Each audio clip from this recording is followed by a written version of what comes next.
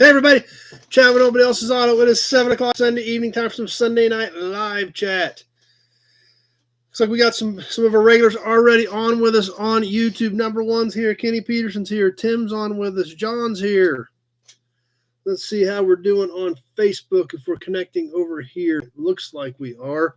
As always, we are live on two formats, both Facebook and YouTube. So as you see me glancing back and forth, I'm checking both monitors, keeping an eye on what's going on both formats. Jeff from Ottawa is on with us. Lee from New York. Alan from Arizona. Thanks for coming back, everybody. I'm still amazed that you do, but you do every week. You come back, you hang out, we have a great time.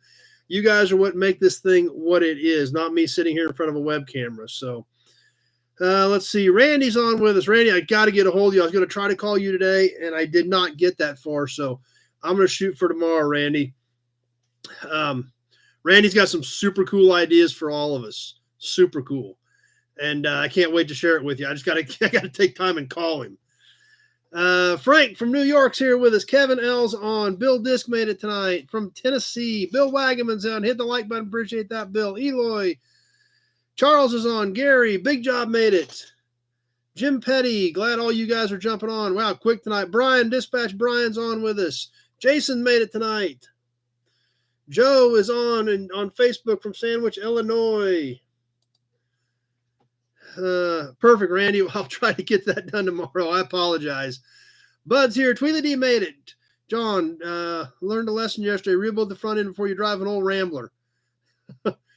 That does not sound good. Need a right front fender and grill. Well, that sucks because that was a pretty clean little car. So, yeah, that is not good at all. Wall DC made it. Kevin L. Dad's on with us.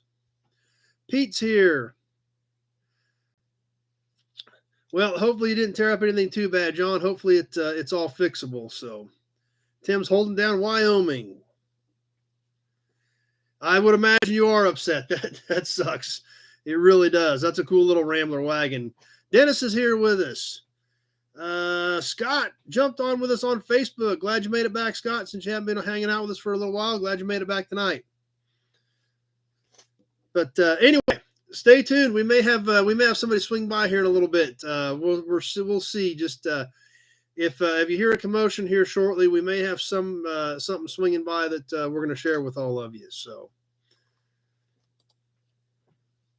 little surprise maybe. We'll see. We'll see if it all comes there. Tweely D is thirsty. I've got them ready right here, ready to go. Boom. I almost grabbed them, and then the comments started scrolling pretty quick. So.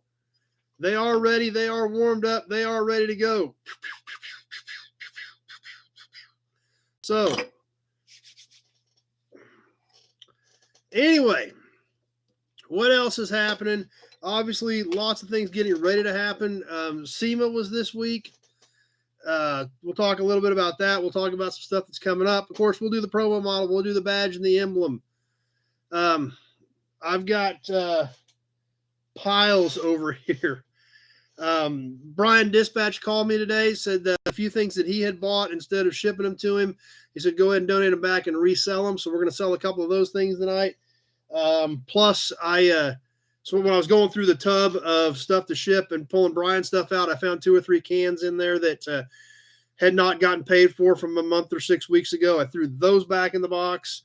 Alex here with us on Facebook.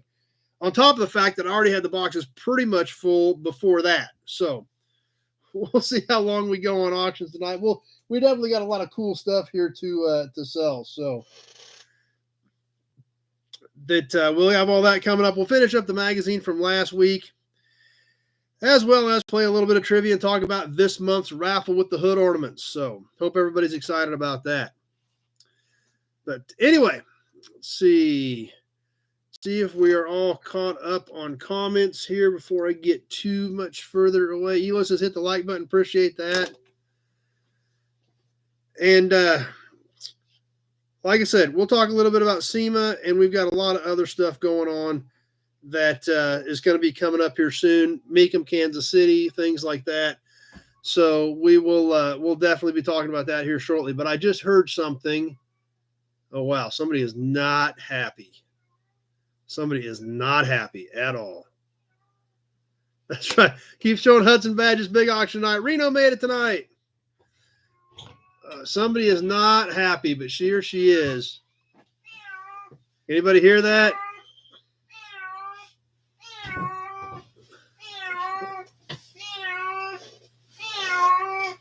Oh, yes. Hi. Shayla just brought by our little guest tonight. She is not happy to be here. Well, hello, Great Kitty. Look, everybody's to see you. It's okay, Great Kitty. This is how wild she had gotten. We couldn't even catch her. We couldn't get within 30 feet of her, so we had to trap her. Yes, everybody's happy to see you. Yes, look, everybody's on the computer looking at you. Yes, it's okay, Great Kitty. You are not happy, are you?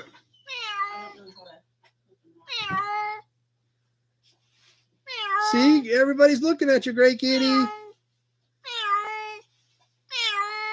Walt DC's cat is scratching at the computer. Yeah, I would imagine so. You're making a lot of racket. Yes, hello, Great Kitty. Yes, it's okay, Great Kitty. You're back in the office.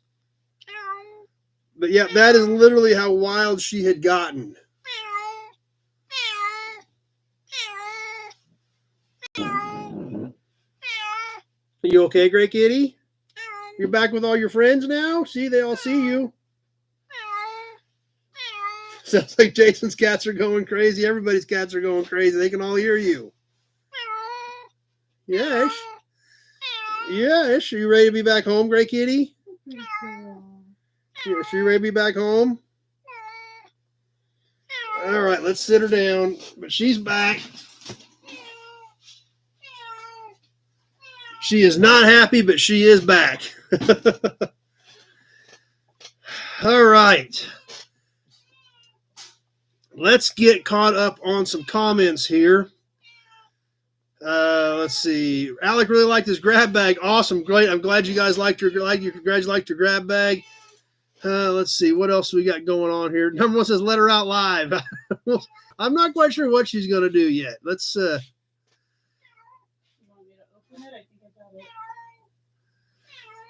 I'm trying to get caught up here. Jason picked up a vintage Packard fender cover. You want out, Great Kitty? Hey, Great Kitty. Great Kitty. Come here.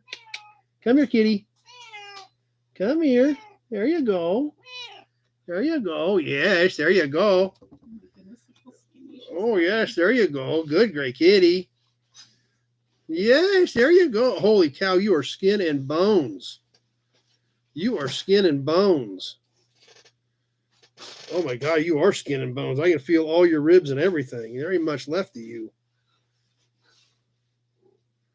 Well, you sure seem to fit right back in for not wanting to be anywhere near anybody. Yes. Oh, my God, there is nothing to you. You don't weigh anything anymore. Yes, you don't weigh anything anymore. Oh, okay.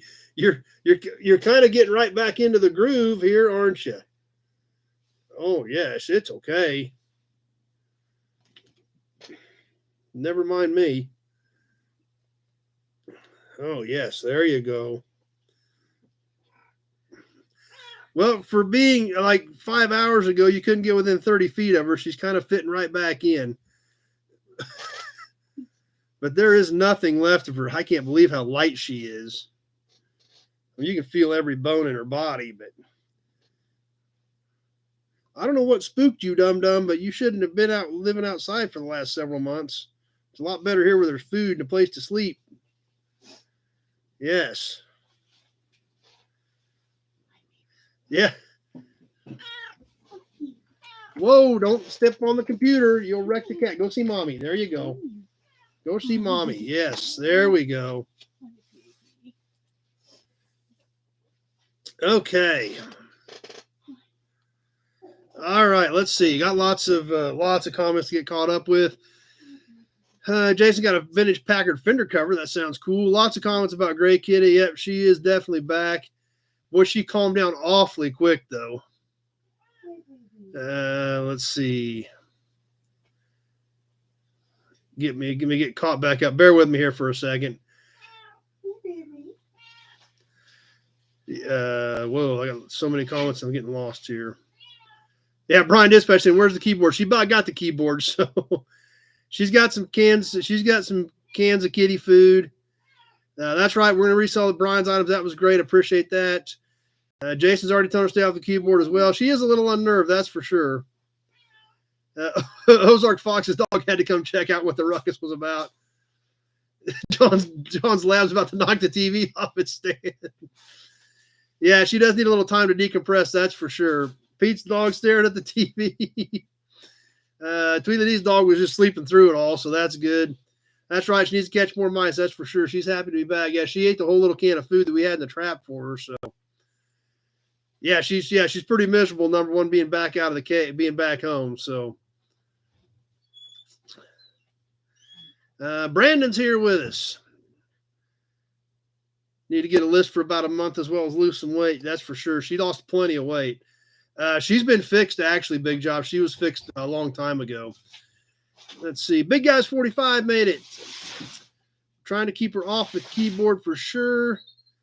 Don't give her too much food all at once. She's been from regular feeding. Yeah, we'll probably she ate some cat food today that I put out for her, and like I said, but then I couldn't get anywhere near her. So Leo says, great show. Thanks, Leo. I appreciate the support. Yep, we did finally find her, so we'll see what she does from here on out. Rusty's here with us. Alan's on. Jason sees his hood ornaments. Yep, you're in. So I think I just got your payment today. So you're not going to be in this packet when we go through it, but you will be in for next week. So Matt's on from Wichita. Glad you made it, Matt. Glad you're hanging out with us tonight. Hope everything went well for you this week. I was curious how everything went down there. So give me a shout when you get them in, or shoot me a text. Let me know how your week went. But anyway, Gray Kitty's obviously back. Skin and bones, but she's back. Brandon still wants Gray Kitty t-shirts. That's right, number one. I was going to get to that here shortly. I saw your comment a minute ago about the grab bags. They all had an oil can in them. I don't remember which ones. They all had a Texaco road map in them. They all had like a Hot Wheel in them. They all had a badge or an emblem in them. And they all had, one of the weight rating license plates, one of the small weight rating license plates. That's what was in them. So how do we keep them from running weight? That's the tricky part about it.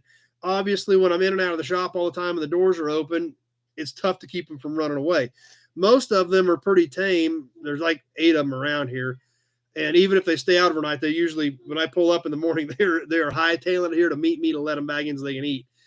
But something spooked her. And I don't know what it was, but something spooked her. There's an impound lot down the block, and something definitely scared her, and that's where she ended up at. So, and that's where she's been living for the last 2 or 3 months, apparently. So, but like I said, she's back for now, so maybe we can get her calmed back down. She obviously fell right back into the groove as soon as we let her out on the desk. That didn't seem to bother her a bit. But she's back for now, so we'll see how things go. We'll see what she's doing. Shayla's got her over in her lap. So, number one says, great starter pack. Do more for Thanksgiving and Christmas. We'll see how things go. Yeah, we might ought to do that. Those were fun. I will admit those were fun. So, and we at least know Alec liked his. We're on the edge of town, Ozark Fox. We don't see many coyotes here. I do know one thing. I'm taking allergy pills, and she's been climbing all over it.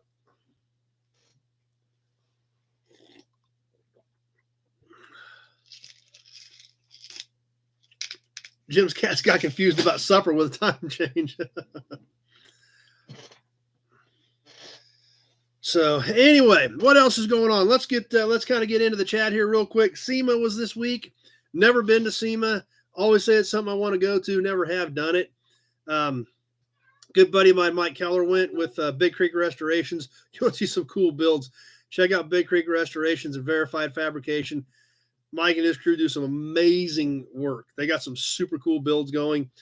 As a matter of fact, they are taking one to MCACN here in 2 weeks. to Chicago for the Muscle Car and Corvette Nationals. 69 Camaro Copo 427 that's going to go on the big high point scale. So I think he's kind of nervous about it, but he said they've done a lot of nice cars, and he said this is by far the nicest car. And when I say they did a lot of nice cars, they took a Super Duty Trans Am to MCACN 3 years ago, I think. And I think that car scored 993 out of 1,000 points.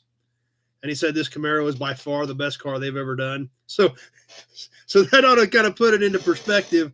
So pulling for those guys at Chicago in a couple weeks. But Mike went to SEMA, talked to him for about an hour yesterday, said he had a good time. Just so much stuff. There's so much stuff to see. Mark, have you ever been to the yard in Speedway, Colorado? Nope, never been there. So, but anyway, all that stuff, like I said, SEMA, I've been seeing a lot of stuff on the internet. Heard a little bit from Mike about it. Just one of those deals. One of those things I always say I'm going to go. I'm always going to go do it and just never have. One of these years, hopefully I'll make it out there and be able to check that out in person. Anthony's on with us. Big Job says SEMA is cool. A couple of his buddies always go. He said you can't see it all in 3 or 4 days. Yeah, I know it's an insane amount of stuff to see. So, Kevin, how's the F-250 coming? I did get the radiator out of it the other night.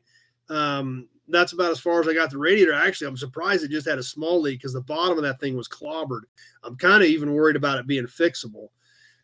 So it was, I don't know what hit it, but like the cord was pulled forward in the bracket. And it was weird because it was pulled forward, not like something hit it and shoved it back. So not really sure what the deal was with that, but it is out. It is ready to go to the radiator shop. And obviously I need to get the carb off of it, get it to Dad, and get a water pump, get hoses, belts, all that stuff while I got everything off the front of the engine on it. So Gray Kitty is extremely thirsty the way it looks. She's hitting the water bowl pretty heavy.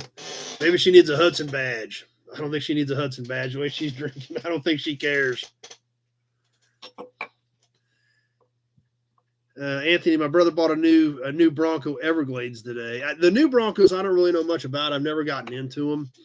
So those I'm a little bit weak on what those things are, and really about anything about them. I got friends that have them, but I don't really know a thing about them. But along with MCACN, what else is coming up? Mecum this coming up, Vegas next weekend, Kansas City in a month. So definitely still planning on doing Mecum, Kansas City. If any of you guys are around or are going to try to catch that, be sure to look me up while we're there. Rico and Jess are usually there. It's always a great time. We've got a pretty good group going this year, the way it sounds. Planning on being there for all 3 days. So if you guys are around or going to try to catch Kansas City Mecum, be sure to let me know or look me up while we're there. Hello, Gray Kitty. Meow. Meow.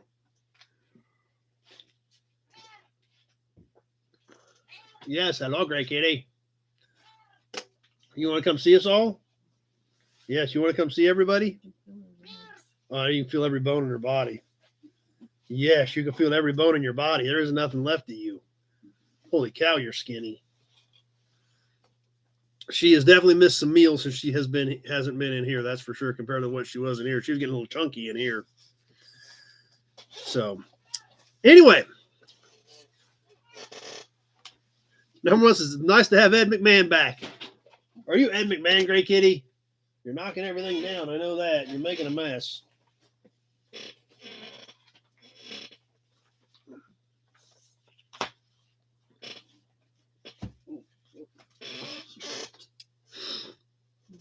Anthony missed you too, Gray Kitty. Everybody missed you. Yeah, Mark, she's making a lot of racket. She is a talker. So, anyhow, what's next? Promo model, badges, emblems, auctions. We got a lot of cool stuff. Let's keep moving. Gray Kitty. Meow. Let's move on to tonight's promo model. Roddy's on with us. Glad you made it back tonight. Promo models. We all love promo models. At least I love promo models. I know a lot of you guys do because it was your idea to start doing a promo model and start talking about them. So, Shayla's here with Gray Kitty. She's taking care of Gray Kitty, getting her reeled back in, and got her cuddled up in a blanket right now. So, I can hear her purring, so she must be pretty comfortable. John wants Gray Kitty t-shirts, so they all want Gray Kitty t-shirts. The crazy part about it, though, when I saw her this afternoon, couldn't get literally within 30 feet of her. Just she was gone like a rocket. Even with me, she was gone. She was Shayla, she was gone. Nobody could get close to her. And then we finally set that trap and got her in it tonight. So at least we got that done. So anyway, tonight's promo model, the 1959 Ford Thunderbird. Pete, I just bought my first promo model this week, a 93 Viper. Sweet. Obviously, you guys all know I like Vipers, and you definitely know I especially like black Vipers. So, yeah, always excited to hear what you guys add into your collection. And obviously, I dig promo models. So, big job. Picked up a 65 Galaxy today. Sounds like it's a good parts car. Jason says to tell Shayla hi. So she says hi back to everybody. She's taking care of Gray Kitty right now.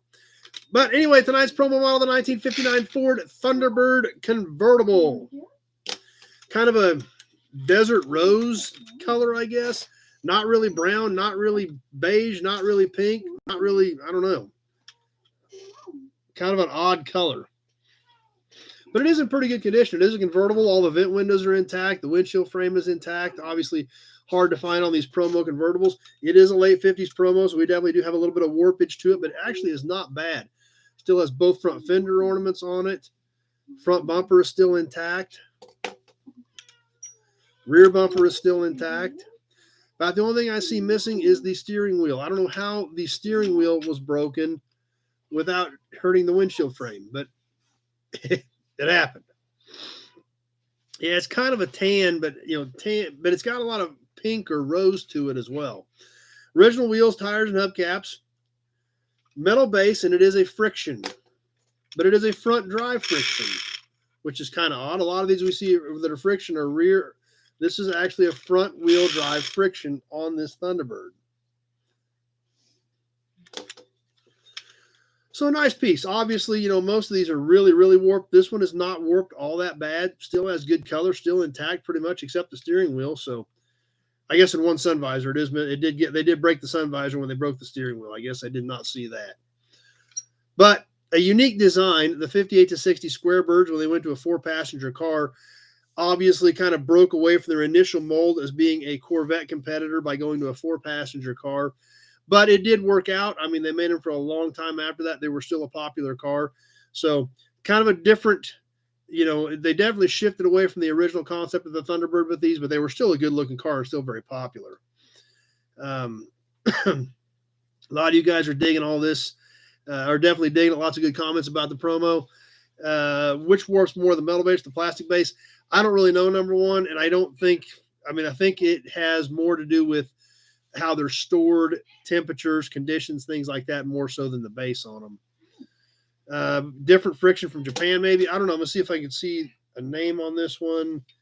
I do not see a name on this one. That one said Johan on the bottom. This does not have a name on the bottom of it.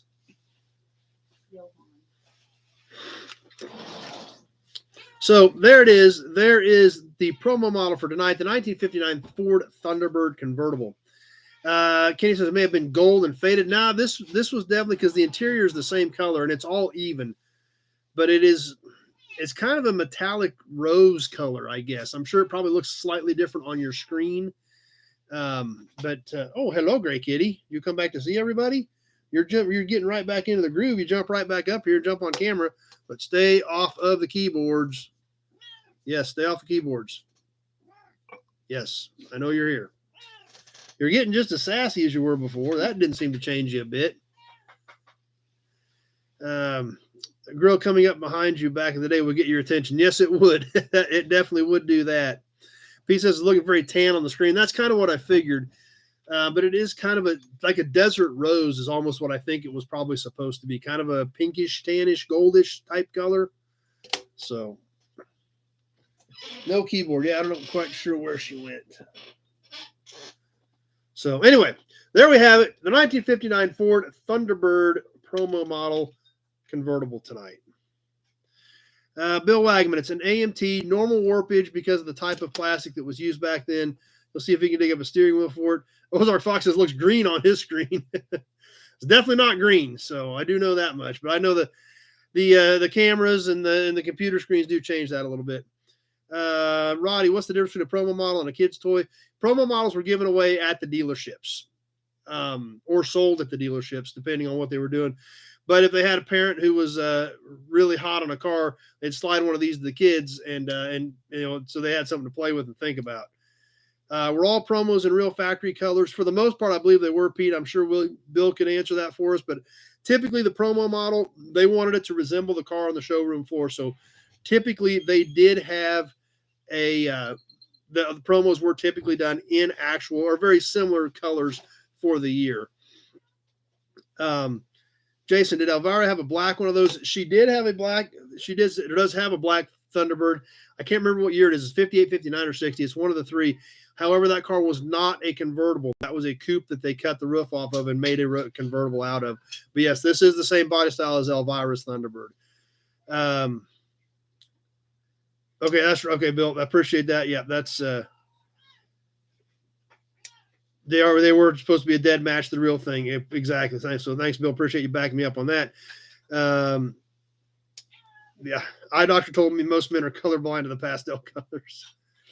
Ozark Fox says hers is a 59. So that's right, Tim. Great Kitty has not forgotten where the desk is. She jumps right up here and makes herself at home, obviously. So anyway, there we have it. The 1959 Ford Thunderbird in desert rose, pink, gold, sand colored convertible for tonight's promo.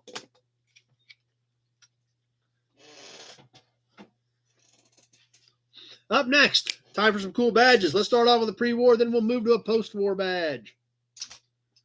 Actually, the post-war is more of an ornament, but it is super cool. Tonight's pre-war badge, besides the Hudson badge, I know we're all getting a little bit thirsty, is from Oldsmobile. We've looked at a lot of different Oldsmobile badges over the years. There were a lot of them. Obviously, Ransom Eli Olds made a lot of different vehicles over the years. Even after he sold Oldsmobile, he went right back to making vehicles. This badge is a 1931 or 1932 Oldsmobile. This one, obviously, the red and the black in it does have a little bit of chipping down here in the red. And I hope you guys can see the detail in this thing because it is really amazing. I was studying this last night, and I hope it comes out clear on your guys' screens as well as I can see it. But if you look real close, we've got these wings up here in the black. We've got the little umlauts down here in the red. But even up here above on this thing, Bill says Alvarez is a 58 Thunderbird. Okay. Almost looks like a magic lamp up here, like there's a genie in there or something. I don't know, but the detail on this little badge, and I say little, is amazing. Because if you guys can see that detail, now I'm going to tell you how big this thing is. This badge is 1.25 inches by 1 1/8 inches. 1.25 inches. And look at the detail and the fine work on these badges. Absolutely amazing. This was a stud mount. Alec digs it. Jason, Kenny, a lot of you guys, yeah, everybody's like, it's a great piece. It really is. Got a good look at the badge and my skinned up knuckles. Yeah. The stupid part about that is I skinned my knuckles trying to get the orange juice jug open this morning. Yeah, I didn't even actually do anything cool. I was trying to get the flipper was stuck on the orange juice jug and it nicked the edge of the plastic. So, yeah. Big Job says looks British. John says it's amazing. Yeah, amazing is a good way to put it. This is a single stud mount, guide pin with a threaded stud and a nut on the back of it. Slight curvature to it, probably for the grill shell.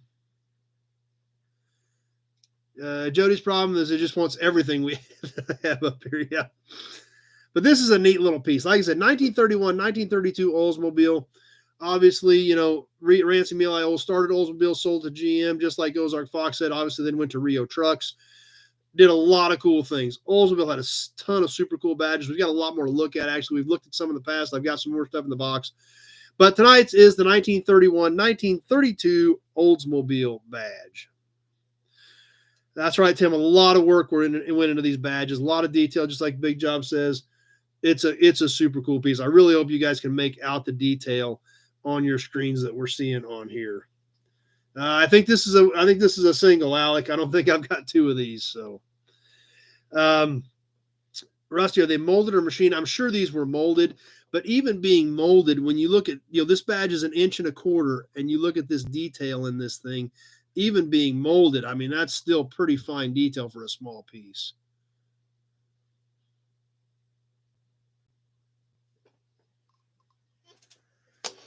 So anyway, there's the pre-war badge for tonight. Now, we go to post-war.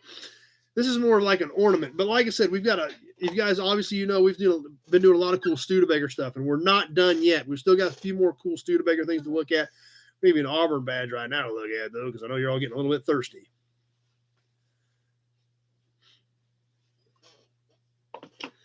But the post-war ornament we've got for tonight, out of my new Studebaker collection of super cool pieces, is the 1955 Studebaker President trunk badge. Check this beast out. Oh, yeah. That told everybody who was behind you exactly who they were following. This is a big, heavy cast pop metal piece.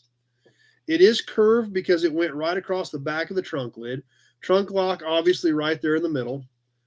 This is a beast. This thing is beautiful. I don't know how long this has been in storage. Like I said, I bought this collection, and I know the guy that had this card sold his Studebaker probably 25 or 30 years ago. So I think this thing has probably been in nice, clean, dry storage for a long time. And the condition really shows it. I was looking at the paint, at the black and the white, and I saw because I figured it had been repainted. I saw some touch-ups in it, though. So I'm wondering if even most of the paint's original, because some of these areas I can see some touch-up. I don't know if you guys can make it out or not. Like right here above the E and the R, there's touch-up work in it. So I'm wondering if even the paint isn't mostly original. You can obviously see the chrome. If you got your sunglasses out, you might want to put them on for this one too. Just like the other Studebaker parts we've been digging out of those boxes, you about got to put sunglasses on to see them. This actually had indentions in the bottom of it. Since it went on the edge of the trunk, you could put your fingers underneath here to open the trunk lid. So that's right, Pete. You could use that for a club. So got Otako from Brazil on with us. Glad you're here from Brazil. A lot of people are digging this thing too. So Mike from New Waverly, Texas is on. Mark has been blinded. I warned you guys to get your sunglasses ready. I apologize. I should have told you a little earlier. Ozark Fox remembers him because his neighbor had a green and yellow one. So, but this thing is a pretty good size piece. Let me give you a dimension on this thing so you guys can kind of put it into perspective.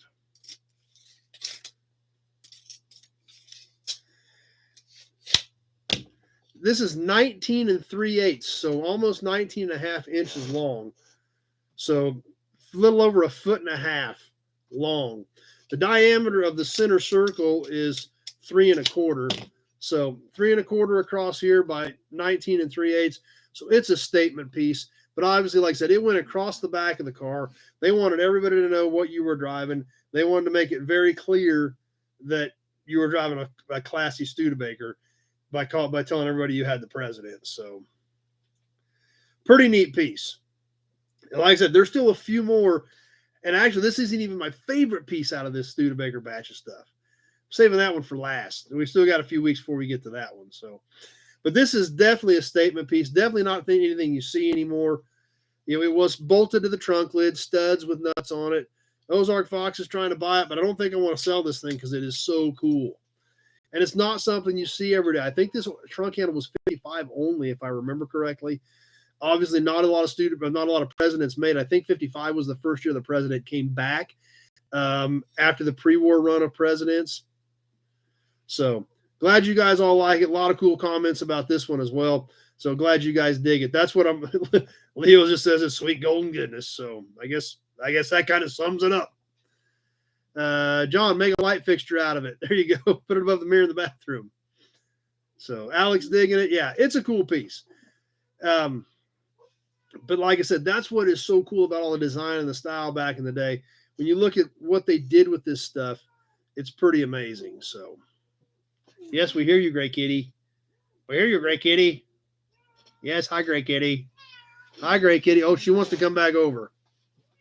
Brandon says build a car around it. You going to come see everybody again, Gray Kitty? Just stay off the keyboard. Yes, hello. Yep, Gray Kitty is back, Leo. We just literally had to trap her. We had her in the trap, and Shayla just brought her in a little bit ago. So, yes. Hi, Gray Kitty. Come here. Oh, yes. Hi, Gray Kitty.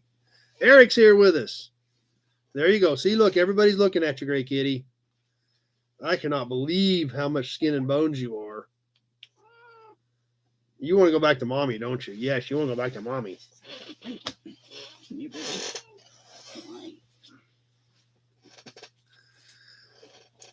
So, all right. Well, that does it for the badges tonight. The 1931, 1932 Oldsmobile with just super crazy fine detail for a badge that's 1.25 inches tall. As well as the 1955 Studebaker President El Presidente trunk ornament.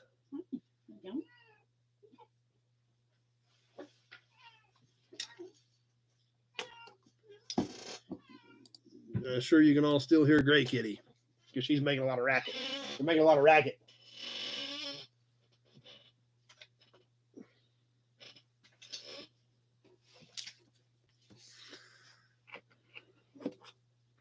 Auburn badge.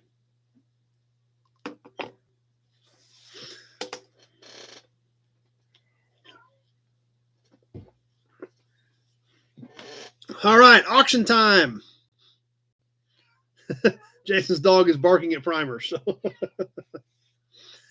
anyway, who's ready for some auctions? Like I said, we got a lot of cool stuff stacked up in here. There's no way we're going to get to all of it. We got some cool stuff tonight. So,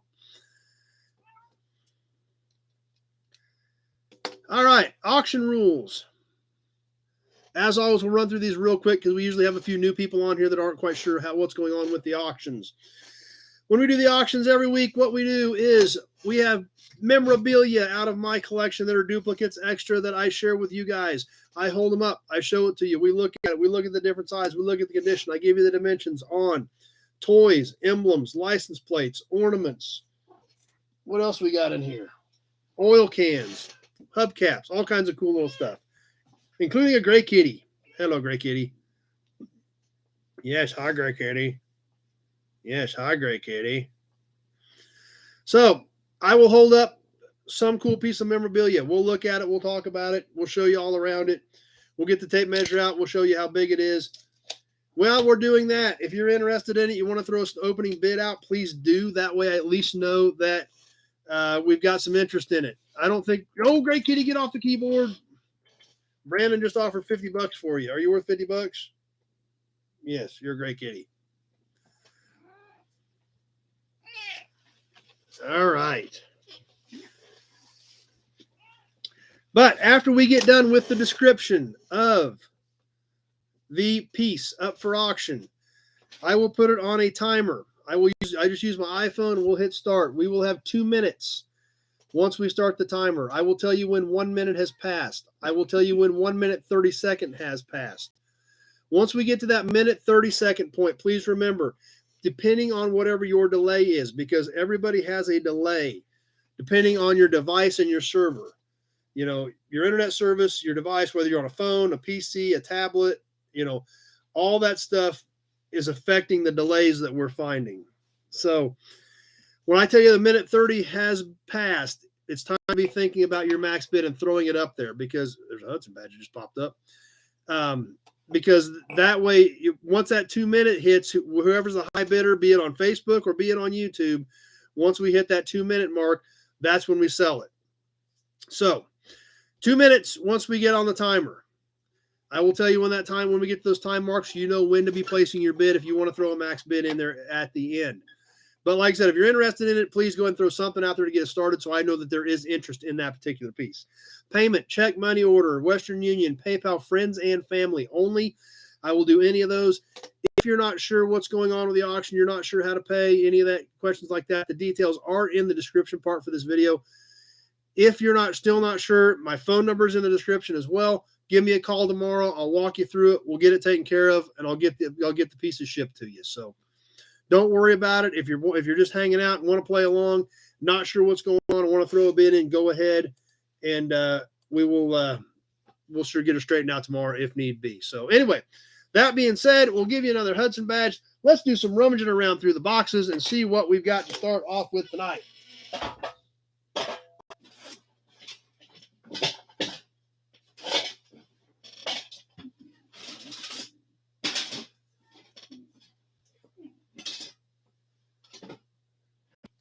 Actually, we got this little can that Brian had bought and said, let's go ahead and resell it. So let's just start off with the little can that Brian donated back.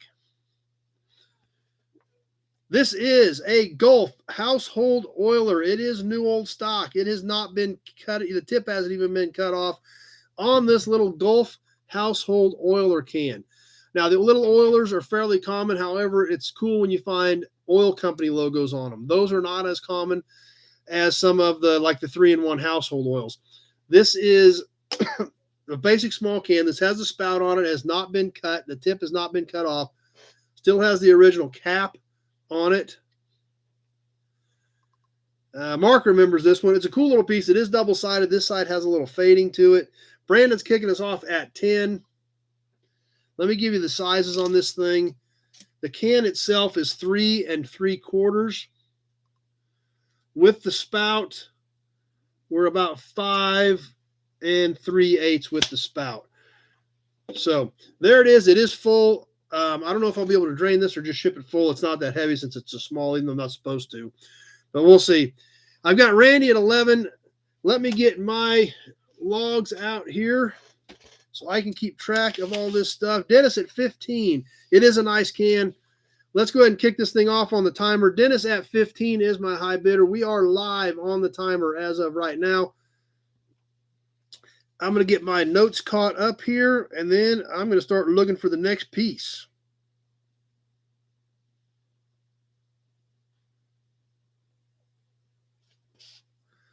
Mark at 20. Ozark Fox, what's the raffle item for this month? Hood ornaments. These hood ornaments back here, as well as the hood ornament up there, are the raffle items. We'll talk about those here in a little while.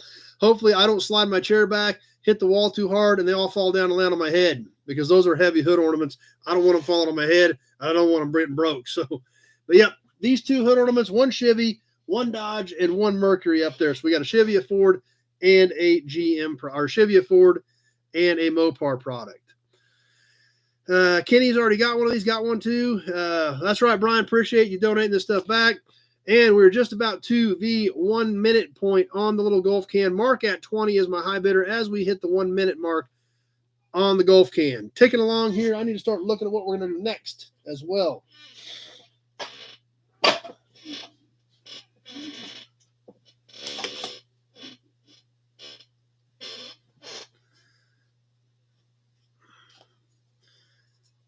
As we hit the 120 mark, I've got Mark at 20, coming up on that minute 30 point. So be thinking about your max bid. 1 minute, 30 seconds has now passed, which means by the time you see this, it will probably be just about done. So be throwing that bid in right now. Dennis at 21, 20 seconds left to go. 15. 10 seconds. Dennis at 21 is my high bidder. Mark at 23.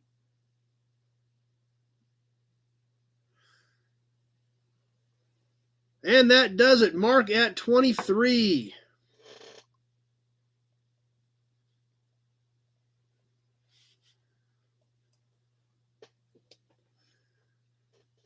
All right. We'll sit this one off to the side with Mark's name on it and move on to the next piece.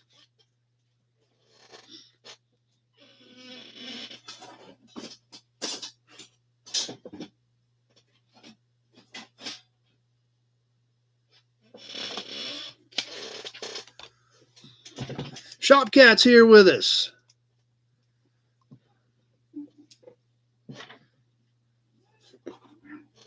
All right, Shopcat did his good deed for the day. Community League reached out about a senior citizen that needed a snowblower work, so he got it going for her. That's always good to hear. I know all you guys are great people out there, always helping the community out and things like that. So those are always nice, positive stories to hear once in a while in this world that we live in today. Auburn badge. Let's do a look. This is a plastic ornament, but it's an old plastic ornament, which is kind of cool. The next piece we're going to auction off tonight is a 1956 Mercury trunk ornament insert. Reno must have just got Reno's bid in for 25, I assume, on the can. So this piece here, we actually went in the trunk handle, but it's a pretty neat piece. This is plastic. It went inside the trunk, the big metal housing on a 56 Mercury. I didn't get the housing. All I had was this piece. So I thought, what the heck? It's still a pretty neat piece that you guys would probably dig.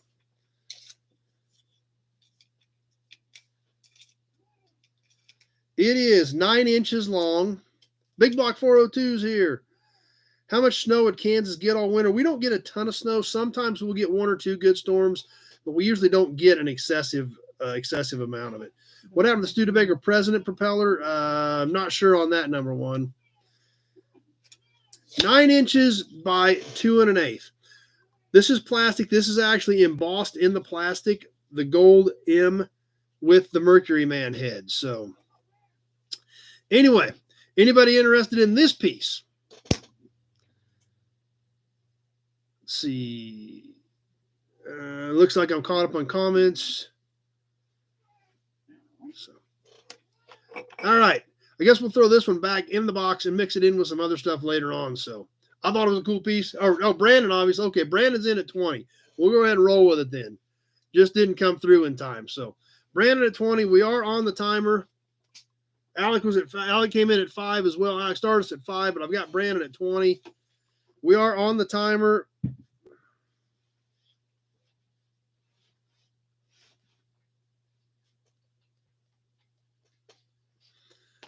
And we're taking along, and I'll look and see what we want to do next.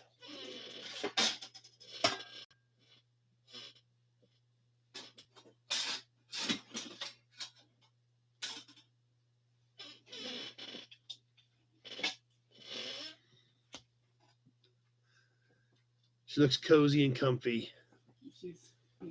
Oh, we're back to eating now, yep. And taking along here, Brandon at 20. As we come up on the 1 minute mark, 1 minute has now passed. We're taking along on this, Brandon at 20.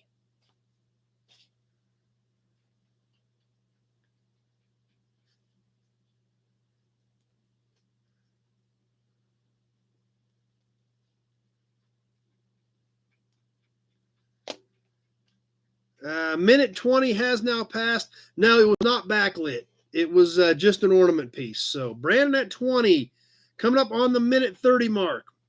Even though it's just the part of the piece out of the ornament, it's still pretty cool. So minute 30 has now passed. So if you want to jump in on this one, now is the time. Brandon at 20. 20 seconds left. 15. 10.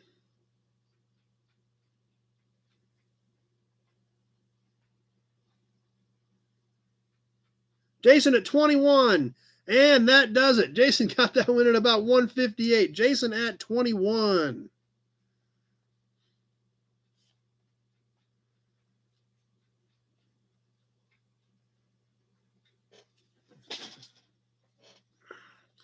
John, a few years ago, saw a Mercury pickup. Never seen one in person. Yep, they Canadians. That's where they came from. Was Canada? They were Mercury pickups. So Ozark Fox says they make these new and they are not cheap. This one's pretty decent shape for its age. It's not perfect, but Jason sniped that one. So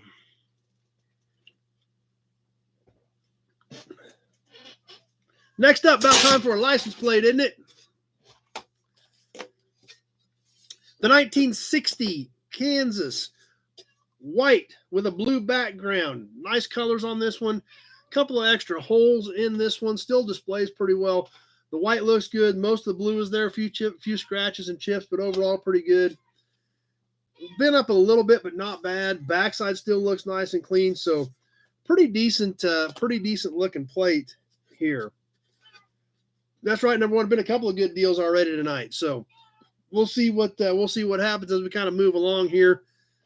But cool pieces. That's the important part. Cool pieces to add to your collection. The 1960 Kansas license plate CD1016.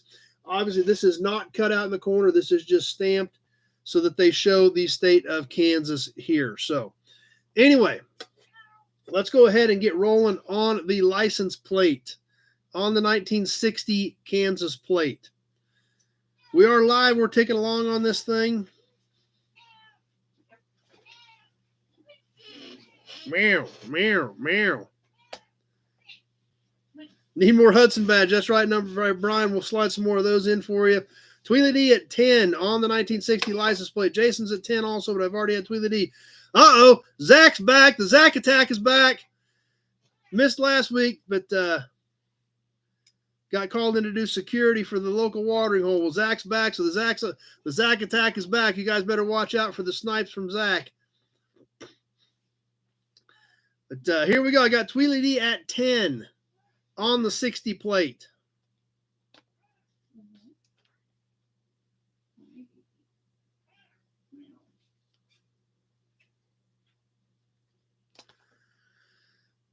And 1 minute has now passed. Tweely D at 10. We're just kind of sitting around on their fingers right now.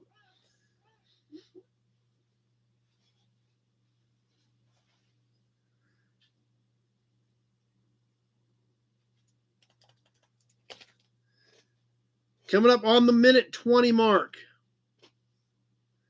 A minute 20 has now passed. We get to a minute 30, be thinking about those max bids because we're about ready to wrap things up. Jason at 11. And a minute 30 has now passed. We're running down to the end of this one.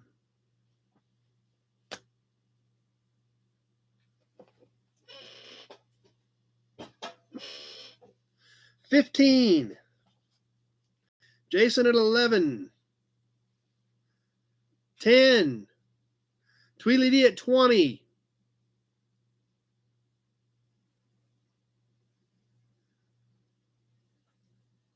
And that does it. Tweely D at 20. Several bids come in right there at the end, but Tweely D at 20 covered them. So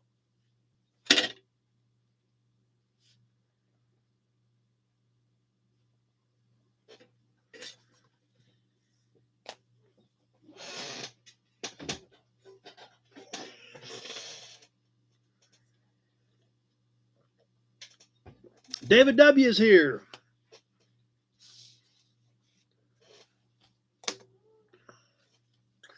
All right. Something else that we talked about a while back on Toy Tuesday. How about an Auburn badge? Anybody remember the GMC postcards that we went through? Had a whole pretty good pile of them. A lot of different ones, a lot of cool ones. We sold off one batch of them a few weeks back. But they're pretty neat pieces. They're factory GMC postcards, early 50s era trucks, and pretty neat pieces. So I was going through them again the other night, doing a little bit of looking at them, checking them out, and thought, you know what? I don't need to keep all of these. I'm definitely keeping a lot of them. Hello, Great Kitty. Meow. Meow. Meow. Meow. Meow. Yep, Kenny got them. Kenny got the last batch. Tim thought the postcards were cool too. Mike got a 63 Texas, and New Mexico, and Arizona plate. So now we get to get you a 63 Kansas plate. I need to sell you guys next. I don't think I got the 63s tonight, but we'll get one worked in here one of these nights. But the GMC postcards, like I said, I went through them. I picked out a few more that I decided to go ahead and sell. So we're going to throw another batch of these up here, 3 more of them. Starting off with a red semi-truck. This is a conventional tractor 450 series is what it says.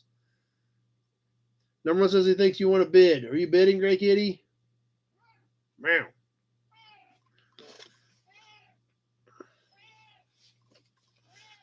The next one is a 620 conventional tractor.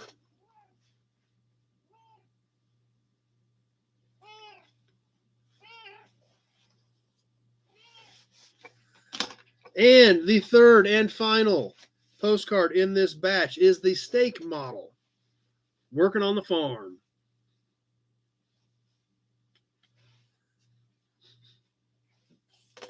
So, there we go. All three, one bid on the GMC postcards.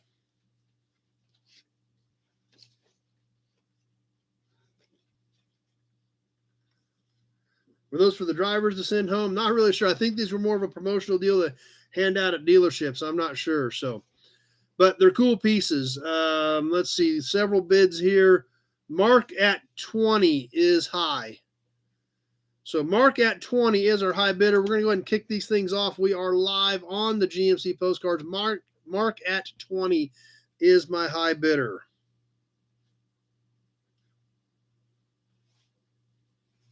Tim at 22.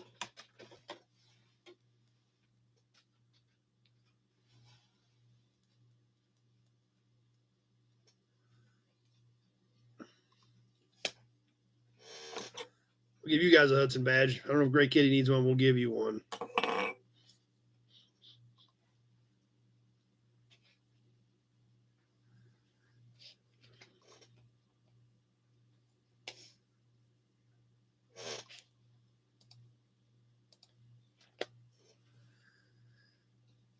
As we're working our way towards that 1 minute mark,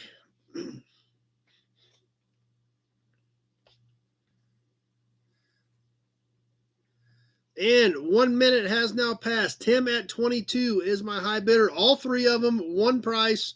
You're going to get all three of them for your final bid, and I'm going to send them straight to you.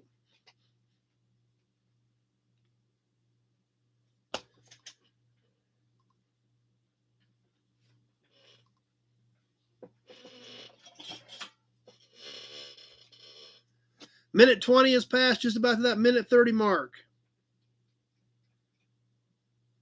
Minute 30 has now passed. If we're going to jump in on these, now's the time to be doing it, depending on what your delay is. Tim at 22.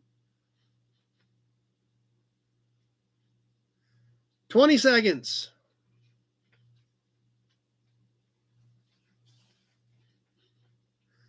15. Tim at 22.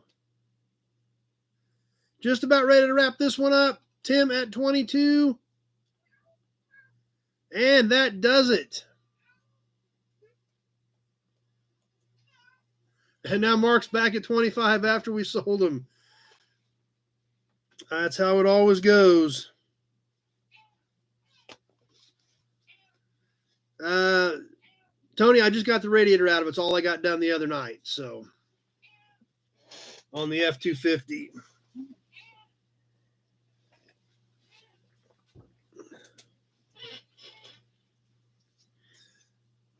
How about some emblems? Got any Mopar fans out there?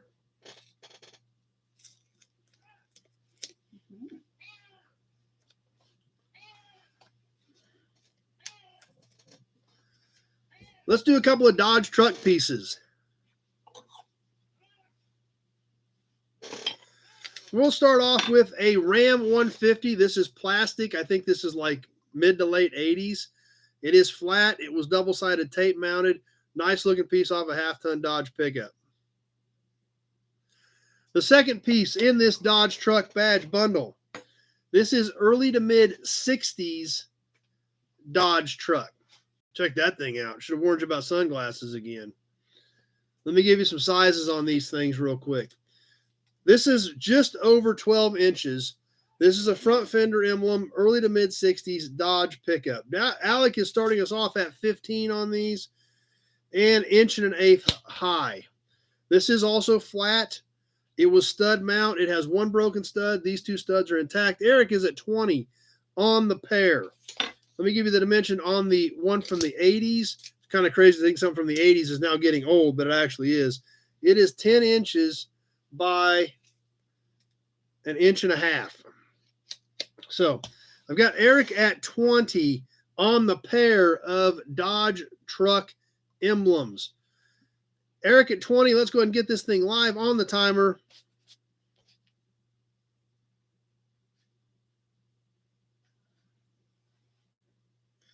as I make my notes. Tweely D says definitely got some lag on his end. That's why I tell you guys when we're getting close on the time so you can get those bids in.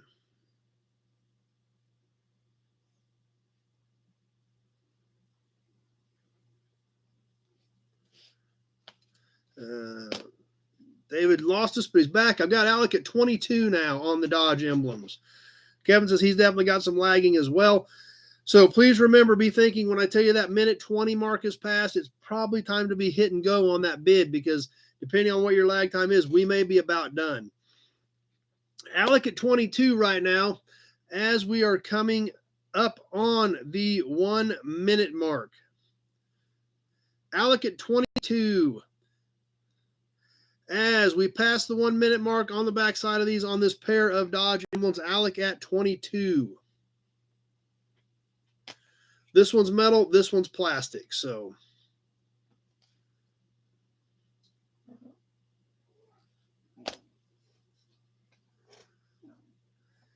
And a minute 20 has now passed.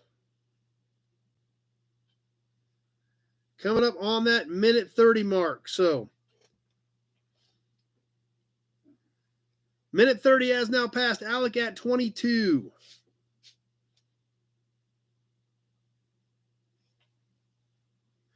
$20 seconds to go.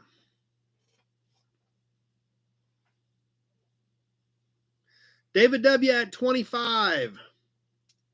10 seconds. Mark at 25 also, but I already had David. We're coming down to the wire. What's going to happen on this one? Jason at 26.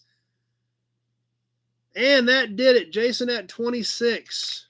Mark came back at 26 also after the fact, but I had Jason at 26 at that point.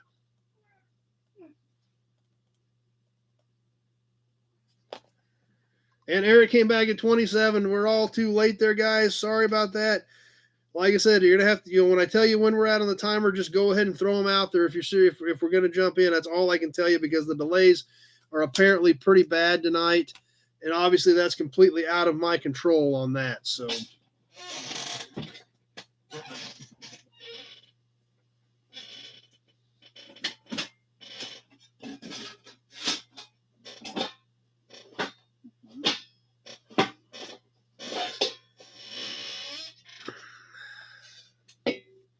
How about we do a hubcap? We haven't done a hubcap yet. And we've got some cool ones to do tonight. We'll start off with a cool little one here. For a Plymouth, I believe this is an early 50s era Plymouth. While we're on our Mopar theme. Nice little wall hanger. Got the ship right here in the middle of it. Does have some typical dings and dents. This is a stainless cap. Does have a heck of a shine to it. I believe these rings appeared like they were originally red. And we see the Mayflower right there in the middle. Tweedledee D's kicking us off right out of the gate at 20 on the Plymouth cap. Like I said, it's a stainless cap. It's got a steel ring around here for mounting. Eric at 25. Let me give you some dimensions on this thing real quick, and then we'll get her live on the timer. This is about 9 inches in diameter. So I've got Eric at 25. We're going to go ahead and kick this thing off. We are live on the timer on the cool little Plymouth cap. Ticking away on this one. Let me get my notes caught up. I will keep you in the loop when we get to the minute mark so you know where we're at since we're dealing with some serious delays tonight.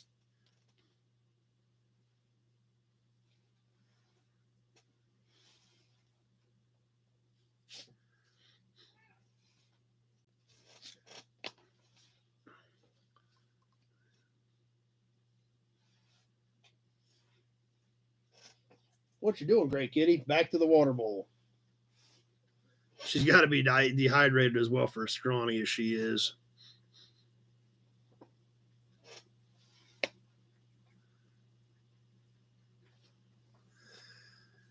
And ticking towards that 1 minute mark, Eric at 25.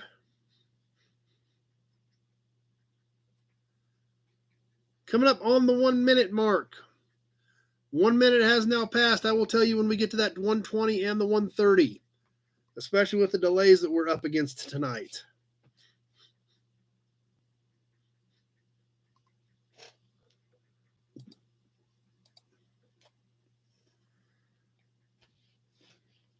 And 120 has now passed. Coming up on the 130 mark. That's right, Tim. I think snipers are gauging the delay. And 130 has now passed. Eric at 25. 130 has now passed. Mark just says maybe. 20 seconds left to go. 15. Eric at 25. 10. Zach at 31.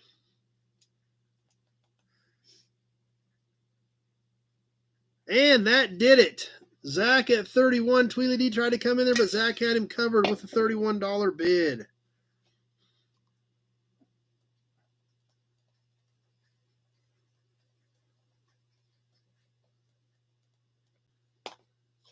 And Eric came back at 35 as well, but we were already well past the 2-minute mark.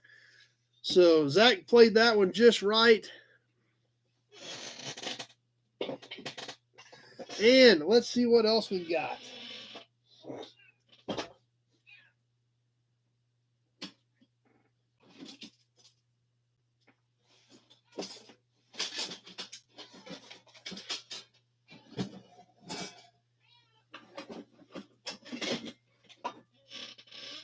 How about another can?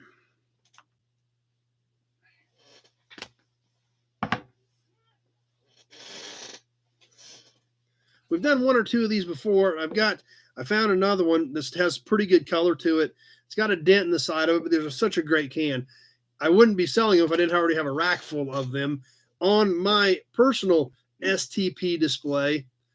But this is still a great looking piece. Beautiful colors, deep red, white, and blue, all metal can, pull top, still full. I don't know if I can be able to drain this one or not. I'd have to start draining it tomorrow to try to ship it in 2 weeks, I think. I don't know, but Doug's here with us. Randy's starting us off at 12.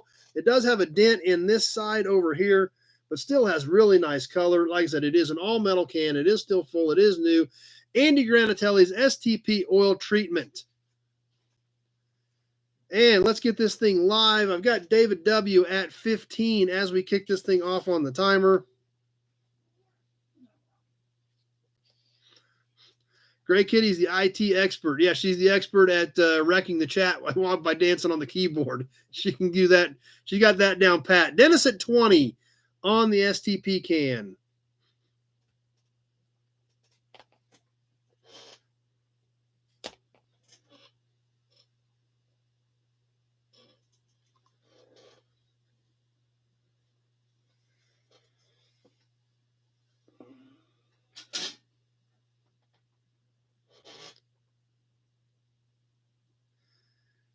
Coming up on the 1 minute mark, I've got Dennis at 20.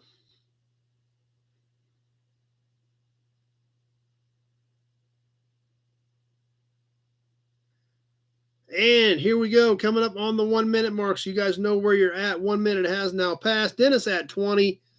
Like I said, dented on this side. I don't know if you could blow a little air into it after you drain it and pop that out or not. But this side still looks really good. That's right, Kenny, the Racer's Edge. That's for sure. That's exactly what it says on it. Dennis at 20.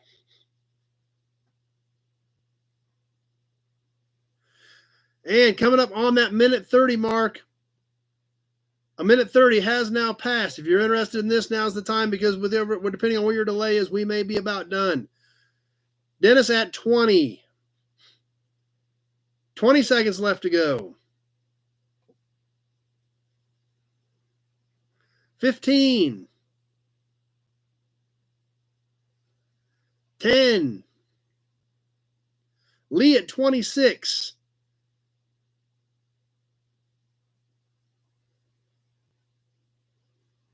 And that does it. Lee at 26 got that one. David W. came in at the last minute too, but Lee had him covered with a $26 bid.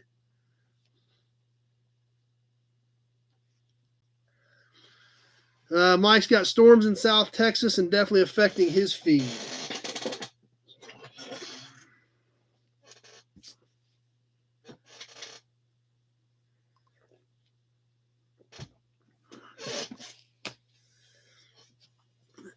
All right. Anybody interested in doing something a little bit bigger? This piece is going to, actually, this bundle is going to have, I'll put $20 shipping on it because it's a little bit bigger piece.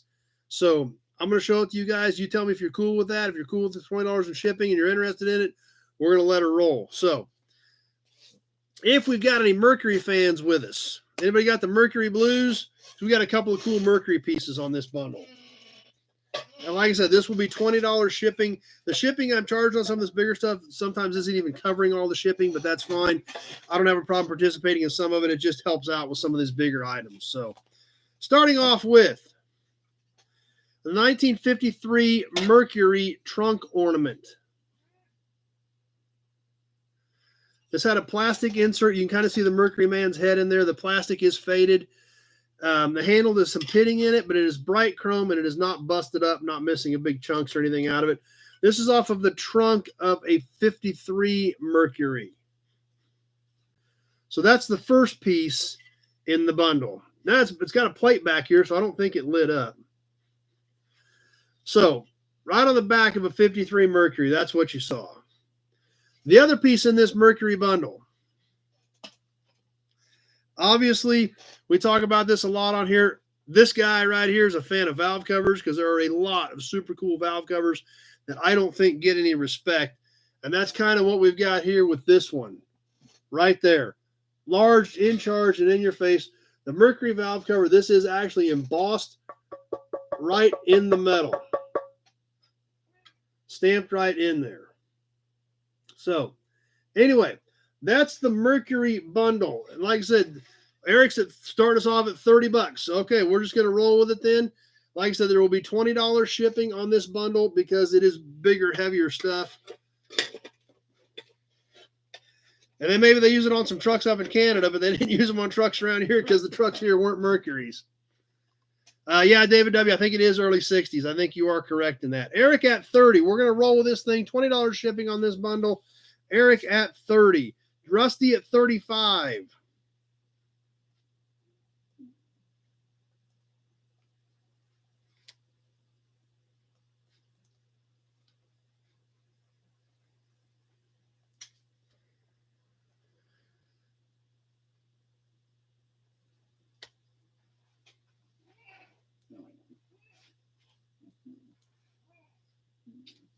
All right, I gotta use both hands on this one. I got my notes made. These things are getting heavy. Rusty at 35. Both pieces, one money plus $20 in shipping. Like I said, these valve covers are so cool. You can paint them up, hang them on the wall. They look great. So,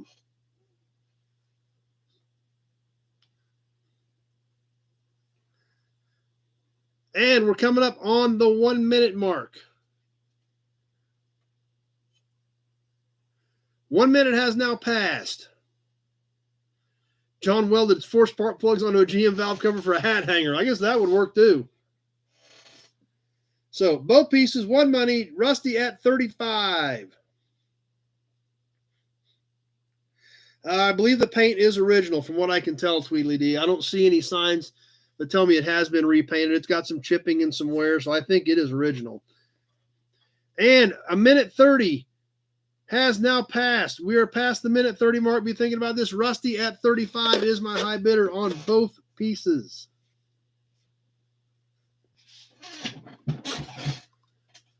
$20 seconds left to go.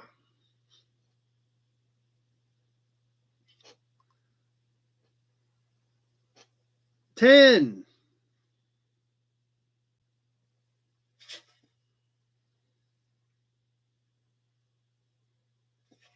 And that will do it. Rusty at 35.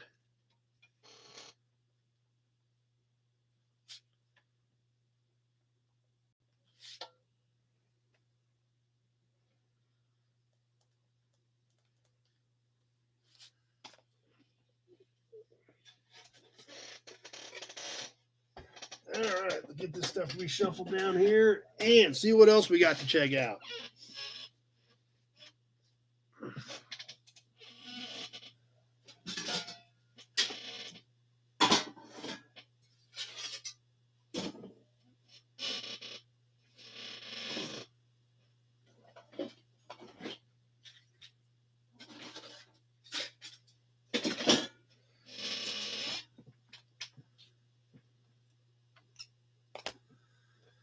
right, we've got the other emblem that Brian Dispatch decided to donate back and go ahead and resell. So let's go ahead and get that out of the way so we don't forget to do it as well.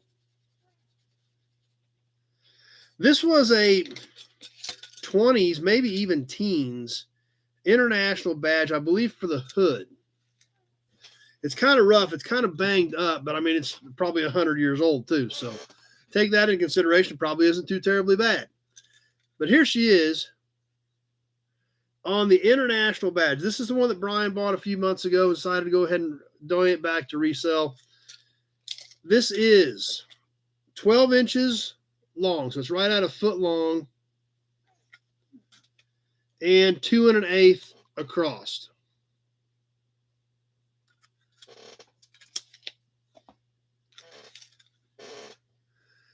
Like I said, I think it's aluminum. It's got a lot of dings and dents. The international is all embossed in it. This surround line is embossed in it. Made in the USA, stamped in it right there.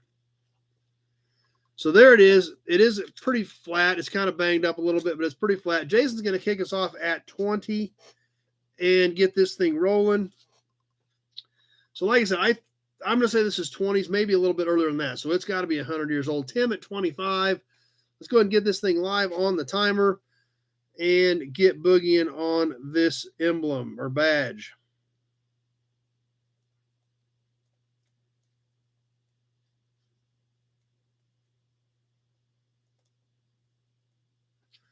Reno at 27, Jason at 30, Reno at 36, Mark at 40.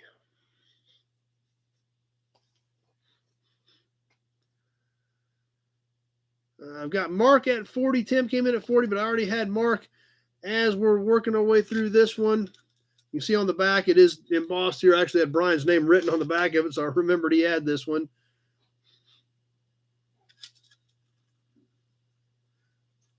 Reno at 45.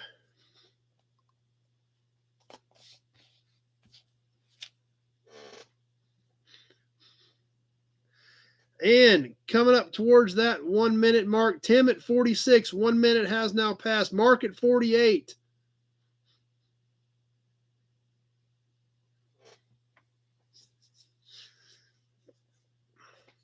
Reno at 50.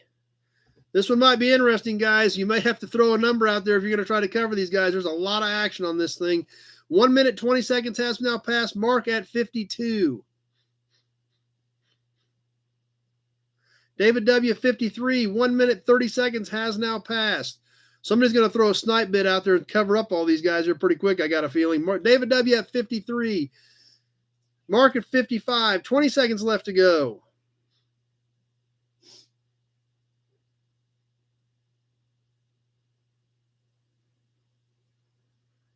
$10. Reno at 56. Alec at 65.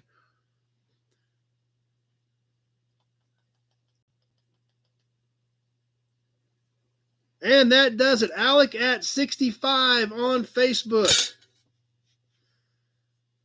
Kind of exactly what I figured was going to happen. Somebody's going to throw $10 on there and cover up the other bids, and that's what happened. Brian tried to bid on it again after the fact, but came in too late at 80. But Alec at 65 is who we had at the end.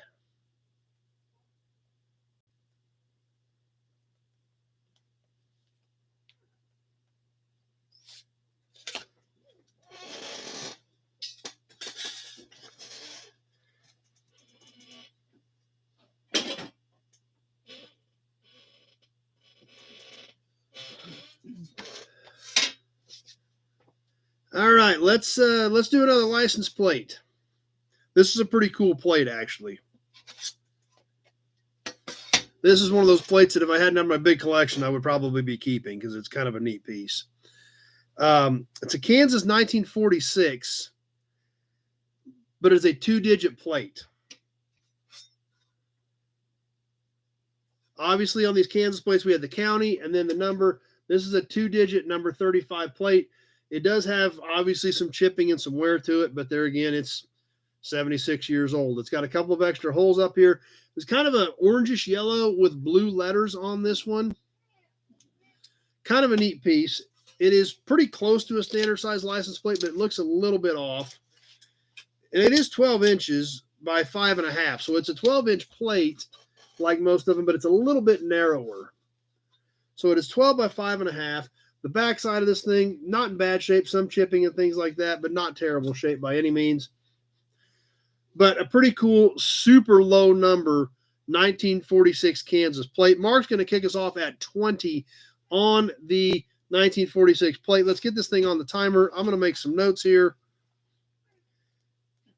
so I can keep my log in order.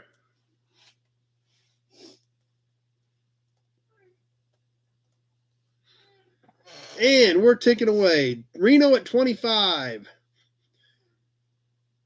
I don't know what county number 41 is. I just know what Barton is. That's the only one I remember. So, Big Job says, let's chip in and send it to Norma. Mark at 30.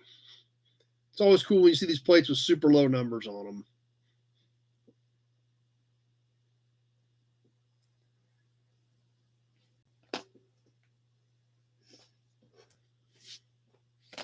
Let's see. What else should I be looking? Reno at 31.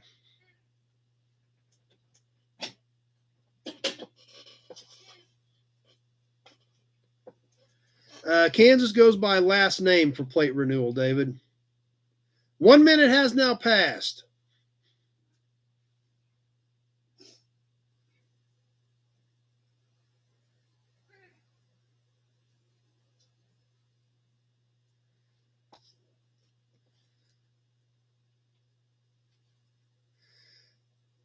Minute 20 has now passed. Coming up on the minute 30 mark. Yeah, we can pull out a plate and send it to Norma. Mark at 36. A minute 30 has now passed. We are on the back side of this thing. Please, if you're going to jump in, now's the time. Reno at 40. 20 seconds left to go. Mark at 45. 15. 10. Mark at 45 is the high bidder. John at 48. Reno at 50. And that does it. Reno at 50. David W. tried to come back, but Reno had him covered. Reno at 50. And John came back at 52, but it was too late. We already had Reno at 50.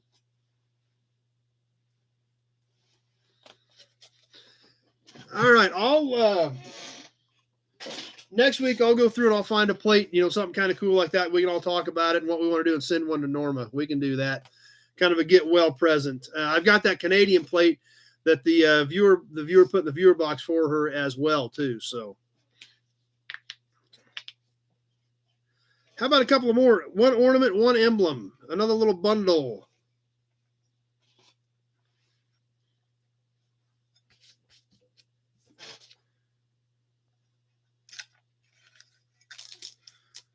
We talked about some Oldsmobiles a little bit ago with our badge tonight. Let's sell some Oldsmobile pieces.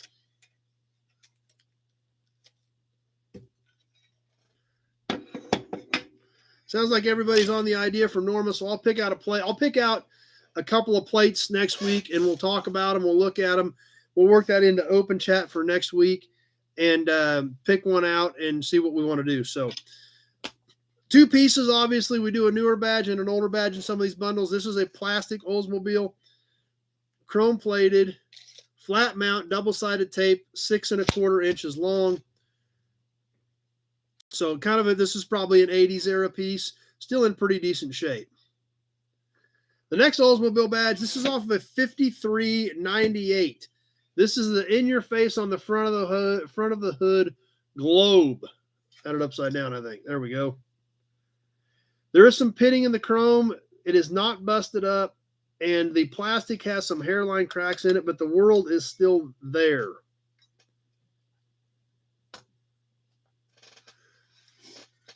You see on the back, the plastic just bolts into it. This thing is 12 3/8 by 5.5. So it is 12 3/8 by 5.5 here. This is off of a 5398. So John says, why do I think I need that in my life? Well, because it's a cool piece, that's for sure. But there again, Oldsmobile badge bundle, the newer Oldsmobile badge mixed in with the earlier badge. So, where's our Oldsmobile fans out there tonight? The back of it's not all nasty and corroded. It even still has the original mounting nuts on it. If you wanted to bolt it on something, the nuts are still there with it. So, yeah, you put a little LED light behind it or something. So, anyway, there we go. There's the Oldsmobile badge bundle for the next item. Bill Disc is going to kick us off at 20 on this thing. Let's get this on the timer and get my notes caught up here. Zach at 25. Bill Disc at 28.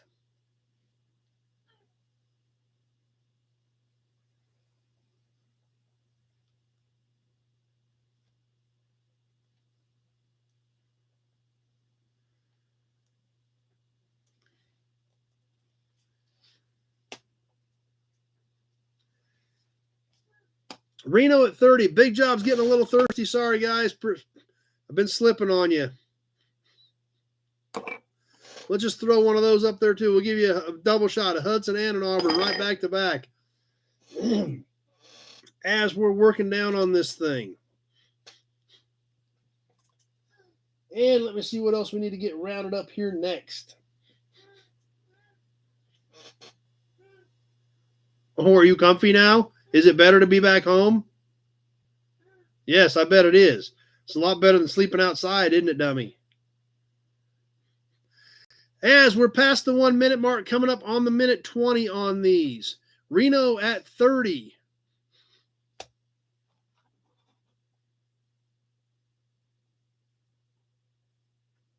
One minute, 20 seconds has now passed. As we hit the minute 30 mark, if you're going to jump in, now's the time. Reno at 30 on the pair.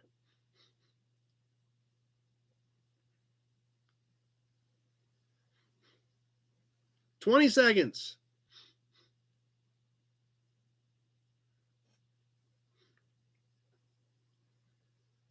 10. Zach at 36.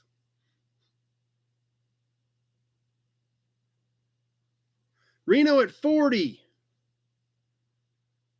And that does it. Reno at 40. And Zach came back at 41, but it was at 202. So Reno at 40 is who we had when we hit the 2 minute mark.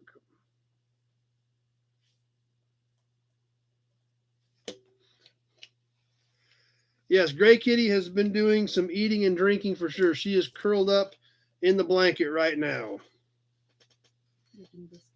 And I think she is glad to be home, hopefully. Yes, so you don't go run off again, dum-dum. Yes, you. Wow.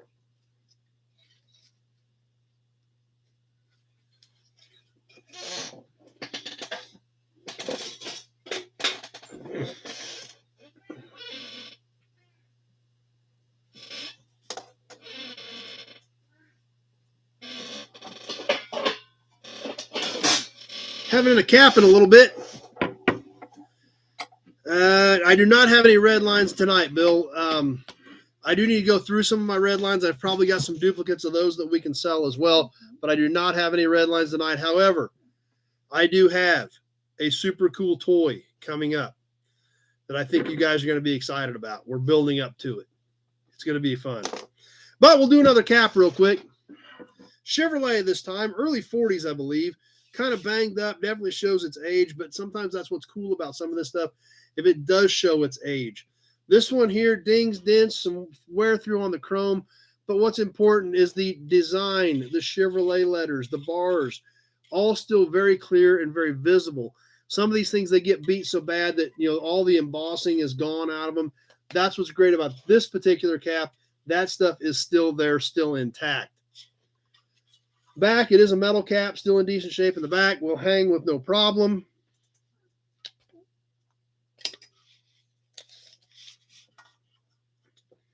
It is about just a hair under 10 inches across the back of this Chevrolet cap.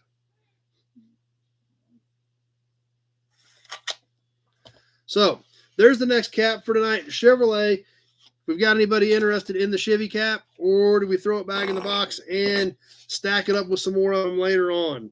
I think this is early 40s is what I'm thinking, but I'm not sure. Zach's going to start us off at 10. Let's go ahead and roll with it. We'll kick it off on the timer. Zach at 10, Brandon at 10. So everybody was just sitting there waiting. Mark at 50. Okay, Mark's just going to get serious about this deal right out of the gate.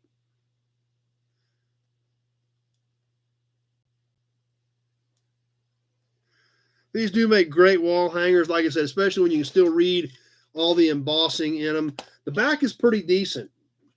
You know, not all rusted away. Some of these hold moisture and fall apart, but structurally the back of this one is pretty good. So Mark at 50. You blew Zach out, so you may, there again, Mark, you may have done it with that one. Sometimes that happens. Reno, I think Reno got the grader last week that way. He just went out there right out of the gate swinging and pretty much shut everybody else down. So, and sometimes if you want a piece, that does work sometimes. So, as we come up on the 1 minute mark, I've got Mark at 50.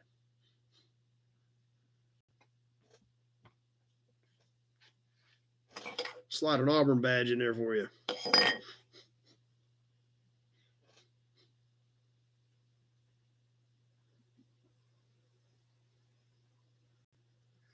One minute, 20 seconds. Yeah, but I think Mark pretty much locked up. He just kind of told everybody else that's the way it was going to be, and he was fixing to own it.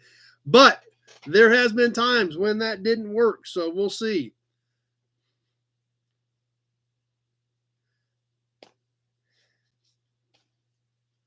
$20 seconds left.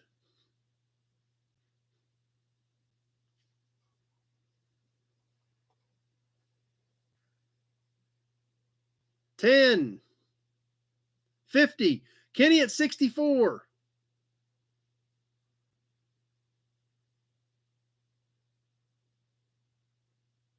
And that does it. Kenny came in at 64. Mark came back at 65, just a hair too late.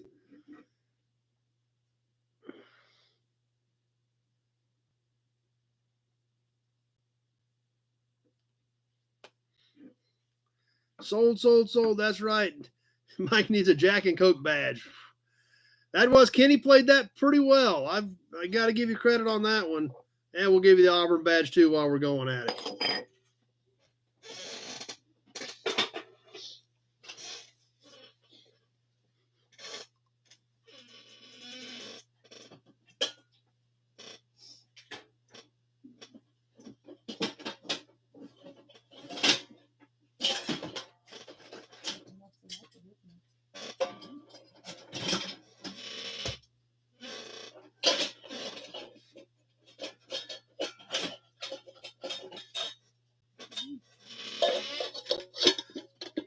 How about some little Pontiac badges?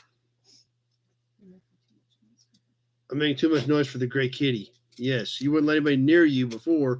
Your tongue sticking out for, dummy. Just curl up in the blanket with your tongue sticking out. At you. At me, yeah. Meow. Meow. Meow. Meow. That's right, big job. Time for some poncho badges. There's 3 in these, and it's kind of a cool little bundle. Starting off with the 1955 rear quarter V8. These mounted on the rear quarter above the taillight on the sides of the car. There was one on each side. These were originally kind of goldish. This one's kind of faded. We can see the back had some gold left on it. This was stud mount. The studs are broken. Eric started us off at 45. He ain't even messing around on this deal. We ain't even got to the rest of them. So got Eric at 45. This is the 55 Pontiac V8 badge for the rear quarter. And 2 stars. These are the Pontiac stars that they used in the mid to late 50s. These are actually off of a 55 as well. But they did use these for a couple of years up until like 55 used them. 57, 58 I think used them. Let me give you some dimensions on these actually. The V8 is 5 1/4. And the stars are 5 1/2. So the stars are 5 1/2. They are stud mount. They are flat. And they are nice, bright, shiny chrome. So All three of these, one bid. I've got Eric at 45 starting us off. Let's get him on the timer so we can get Boogie, and I'm going to get my notes made. Eric at 45. That's right. Mark says, get your sunglasses out. Ninja daggers. That's right, Tweedly D. They could be lethal.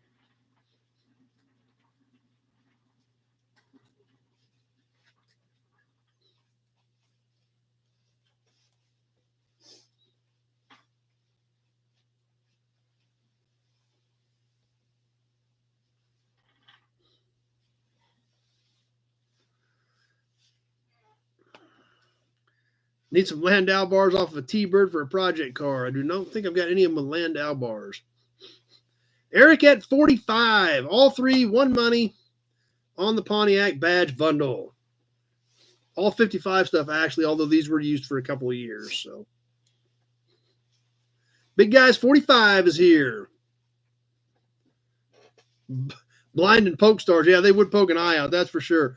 1 minute coming up. We are past the 1 minute mark now. Eric at 45. She's chowing down again.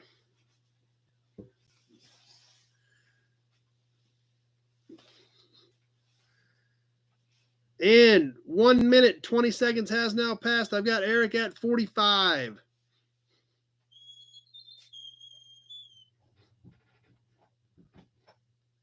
One minute, 30 seconds has now passed. That's right, John. Don't run with him. That's for sure.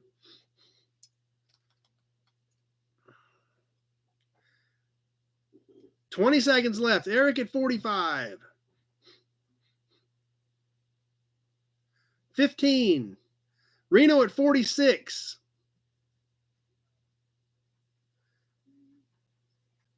Coming out of the wire on this one, Reno at 46. And that does it. Reno at 46.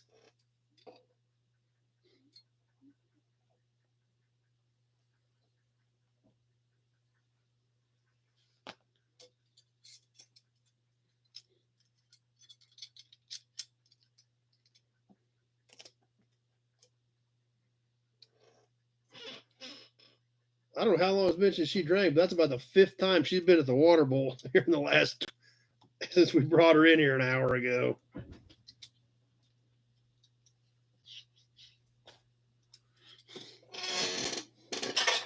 All right. How about some cans? We're going to do a pair. We've sold some of these individually. I've still got a few left, so we're going to sell a pair of these. These are brand new old stock, never been used cans. This one is the Nix Mendrite. We've done some of these in the past individually. Never been used, brand new inside with original cap. This is a cardboard can. Nix Mendrite vulcanizing whole weld gum for synthetic tubes. Meow. These things are brand new. The caps are even tight to put on. This can is 6 7/8 tall and 3 inches wide or in diameter. Brandon at 10, Randy at 12. But wait, there's more. That's right. But wait, there's more because we also have a Nix Speed D hand cleaner can, also new old stock with original cap, never been put on, never been sealed. Still has the key on the bottom of it for the Nix Speedy Handy Cleaner. It contains lanolin and emulsions or something. These are both new. Like I said, we've done some individually before, but I thought, what the heck? Let's throw a pair of them up there. Brandon at 20. Both cans, one money. Let's get this thing on the timer. We are live.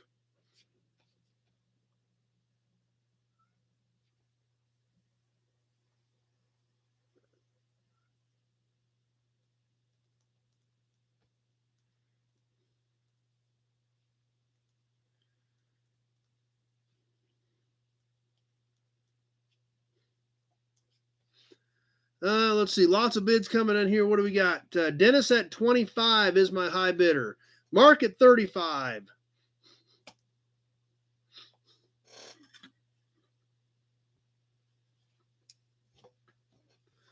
The hand cleaner can is 5 inches in diameter and 3.5. So 5 inches in diameter, 3.5 inches tall. Mark at 35.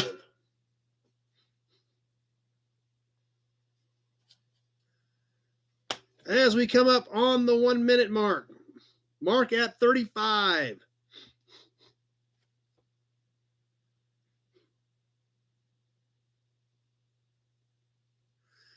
This one's cardboard, this one's metal. You see the seam over here. Minute 20 has now passed. Mark at 35 is my high bidder.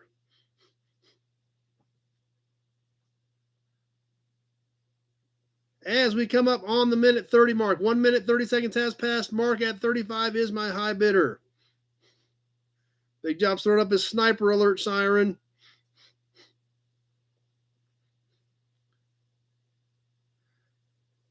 "15 seconds, mark at 35.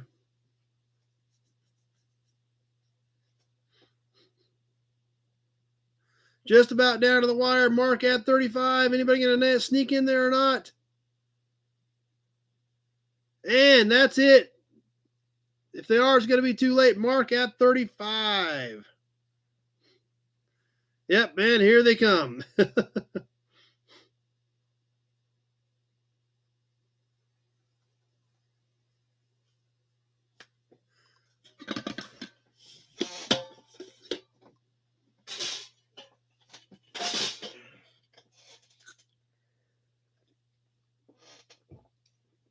You comfy, Gray Kitty?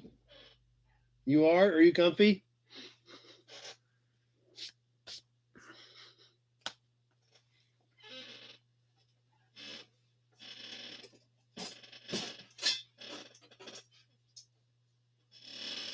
All right. We got kind of a cool deal here now, license plate wise. Now, you guys need to pay attention here real quick because this is going to be a little bit different. We're going to start off with a 1951 Kansas license plate.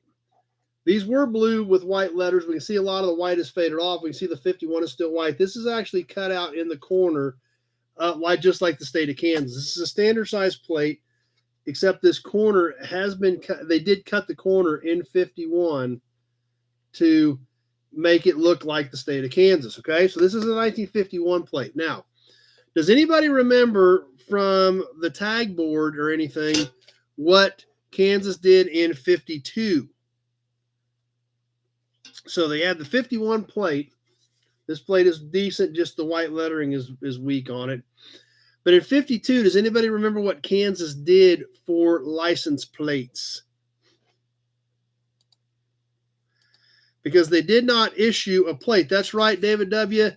They did a topper. So you're going to get the 52 topper with the 51 plate. Now, what did they do in 53? Same thing. 53 topper as well. John's kicking us off at 20. Yes, one-shot deal. You're going to get all of them in one bundle. John's going to kick us off at 20. Kind of a neat way to do it. I thought it was pretty cool. The back sleeves look pretty neat. I come up with a few of these. Thought we'd throw it all together, see what you guys think on the plate bundle 51, 52, and 53. Let's kick this thing off. I've got Jason at 35. We'll slide some more Auburn badges in there. I don't know why they did it for sure, unless it was just to save metal because of Korea. I don't know. Reno at 40. Jason at 45.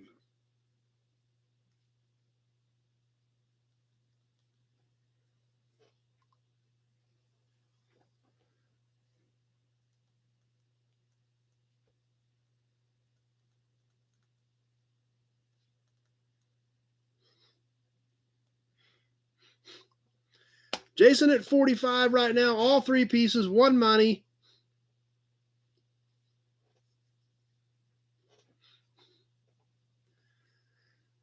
As we're coming up on the 1 minute mark.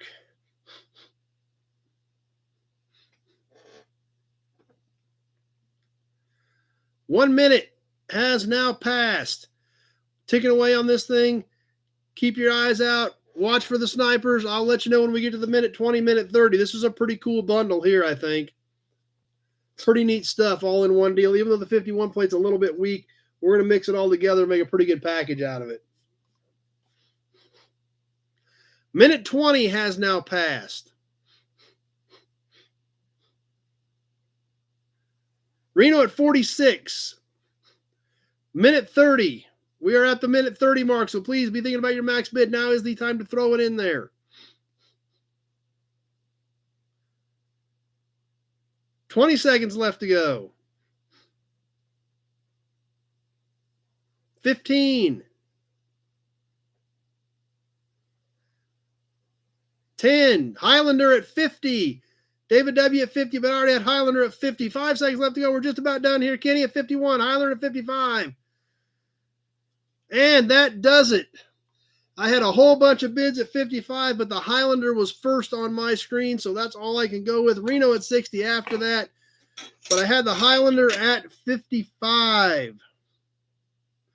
When we hit that magical 2 minute mark.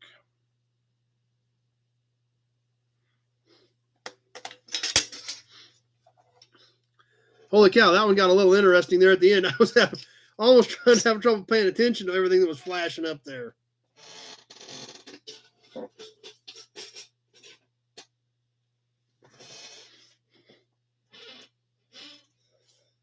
All right.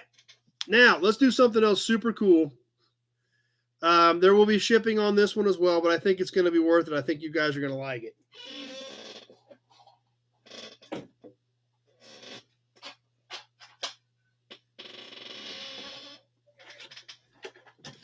In fact, we'll give you an Auburn and a Hudson badge to get you primed up for it.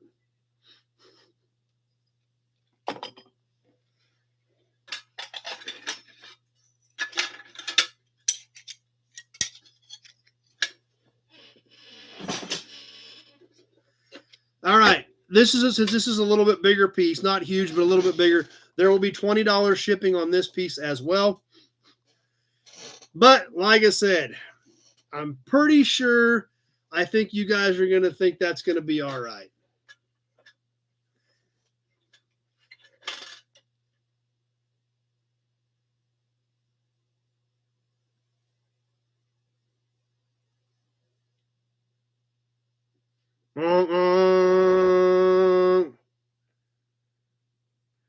Yep, if you guys were with us Tuesday night, on Toy Tuesday, you remember the International Cab Over. Yes, there is I actually have 2 of these. I've actually came up with 2 of these recently. And I loved it. I was like, man, I bought one. I was like, I got to keep that. Then I found another one.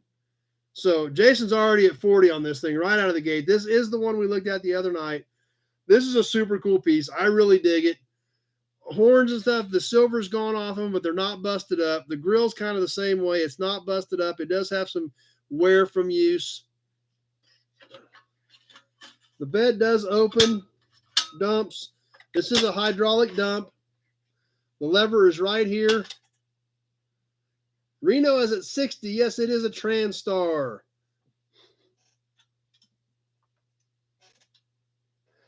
Like I said, I bought this to keep. Then, like 2 weeks later, I found another one. This thing is really in good shape. The bed is not destroyed on it. It has not been played with hard. It's been played with a little bit. You can see the chassis looks pretty decent on it.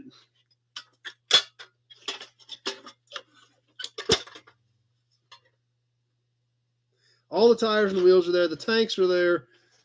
The Ertl IHC TranStar. Like I said, $20 shipping on this since it is a bigger piece. The tailgate does open. Ertl across the back. Let's go ahead and put this thing on the timer. I've got Reno at 60.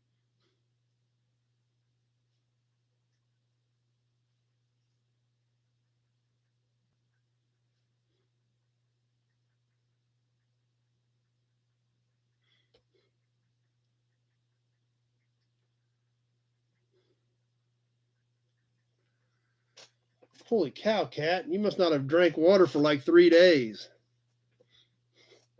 She's back at the water bowl again.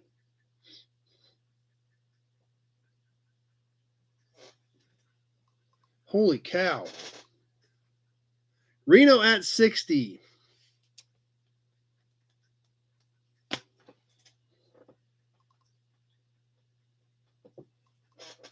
Coming up on the 1 minute mark.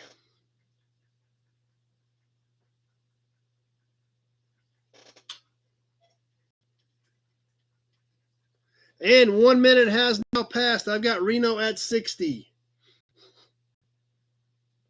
That's right. The clean water definitely works over as wins over a dirty puddle. But it's one of those ones where you put the 2-liter bottle upside down and screw it in, and it automatically feeds. Minute 20 has now passed. Reno at 60 on the TransStar International dump truck. Minute 30 has now passed. Reno at 60. This is just a string somebody tied on it. So 20 seconds left to go. 15. 10.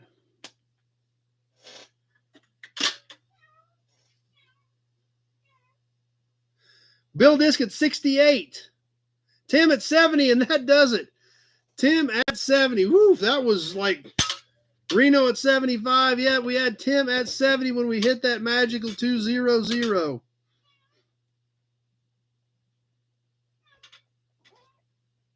Hello, Gray Kitty. Good job, guys. That one was tight. Hello, can I help you? Can I help you? Are you glad to be back on the chat? Are you glad to be hanging out with your people? Is it better than living in an impound lot with no food and water? I bet it is. Come here. Holy cow, I cannot believe how skinny she is. Yes. I don't know if you guys can see it, but she is just absolute skin and bones. Look. You are just skin and bones, cat. Yes. Holy cow, I can feel every rib. I can literally feel every rib in there. Wow. Okay, stay off the keyboard. All right, that was fun. I know you guys like that truck because I like that truck. So that's why I had to get 2 of them. Yeah, we kept her away from the computer. We should be good there. So what else we got? Let's get a few more things squeezed in here yet tonight. And then what else? And then get into the magazine. I guarantee you she's dehydrated. That's to say, I got one of those water bowls where you fill a 2-liter bottle of water, turn it upside down, screw it in, and then it automatically feeds. I filled that 2-liter before, before we brought her in here. And of course it had to fill the bowl, but that 2-liter is down about that far from what I can see. So she is definitely dehydrated and definitely hungry. Tim's broke now too. Okay. Well, let's do a couple of more cool things yet tonight.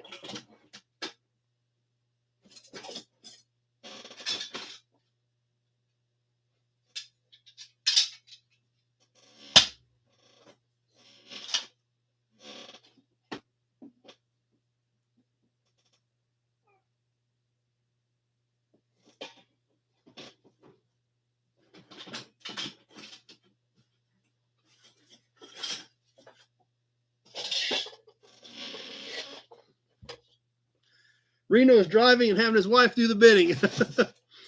Got another little bundle tonight, and I think I haven't seen Jess on here tonight, but because this is all Nash stuff. But I found some Nash stuff, and I think she's got it all. So even if she's like hiding and waiting in the wings, I think she's got all this stuff, which means it's going to give everybody else at least a shot at getting some Nash stuff. It is a Nash bundle with 4 pieces in it.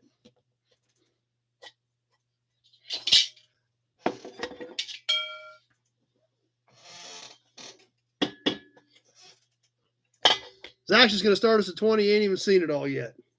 Ain't even seen any of it yet. First piece, this is a trunk ornament, but the center is missing. So it was with these other pieces. So I thought, well, we'll just throw it in. It's not busted. This should say Nash here. So if you had an insert, you could have a cool Nash piece there. I'm going to throw it in because it was all in one batch. So the next piece, the Nash horn button. This one does have some yellowing in it. This is embossed in it. It has a chrome ring on it. We can see the backside where it's embossed into the button. It just has some yellowing in it on the Nash button. A Nash Air Flight emblem.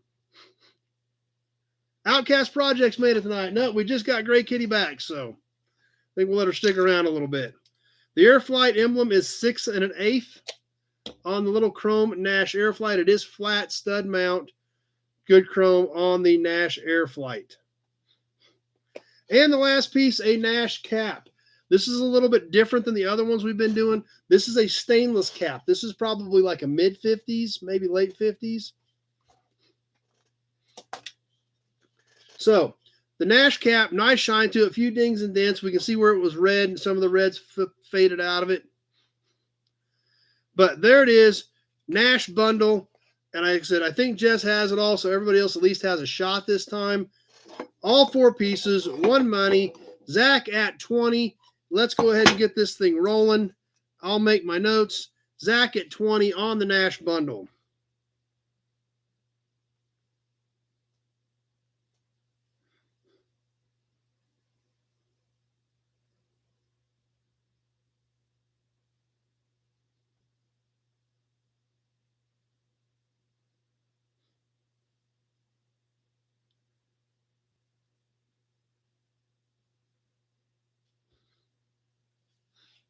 Jason at 30. John signing off. Glad you made it for a while tonight, John.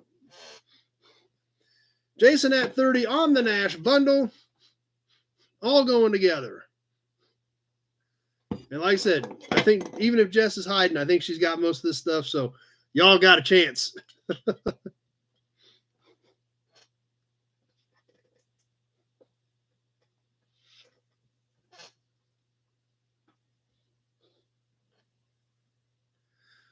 1 minute has now passed. Jason at 30 is my high bidder on the Nash bundle.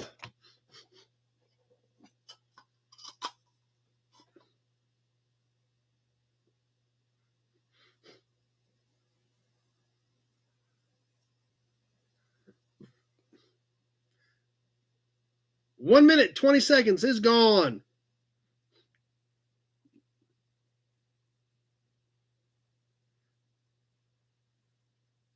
And a minute 30 has now passed. Be thinking about your max bids if you're going to jump in on this batch.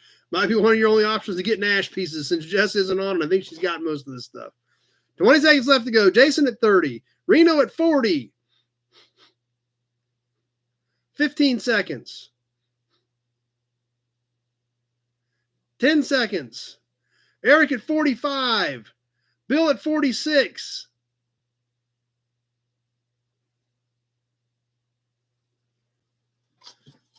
Zach at 51 at the last second, just as I was getting ready to wrap it up. Zach at 51. Holy cow, and everybody else was all around there.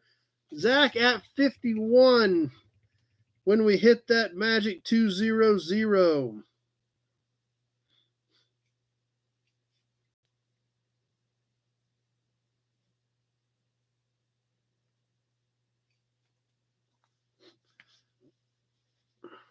And boy, as soon as we sold it, boy, there were more bids pouring in on that deal.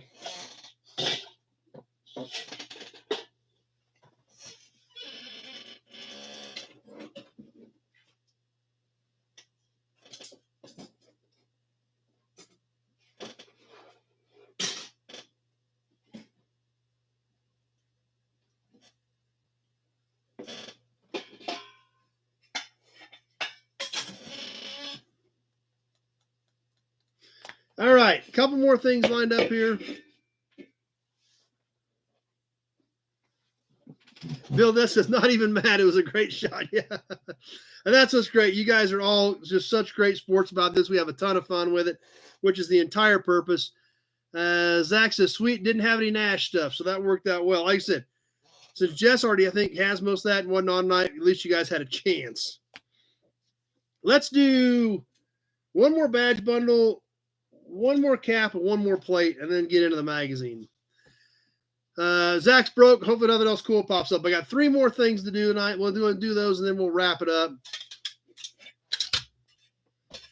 We'll start off with a Ford badge bundle. Then we'll do a cap. Then we'll do one more license plate. And the license plate is super cool, by the way.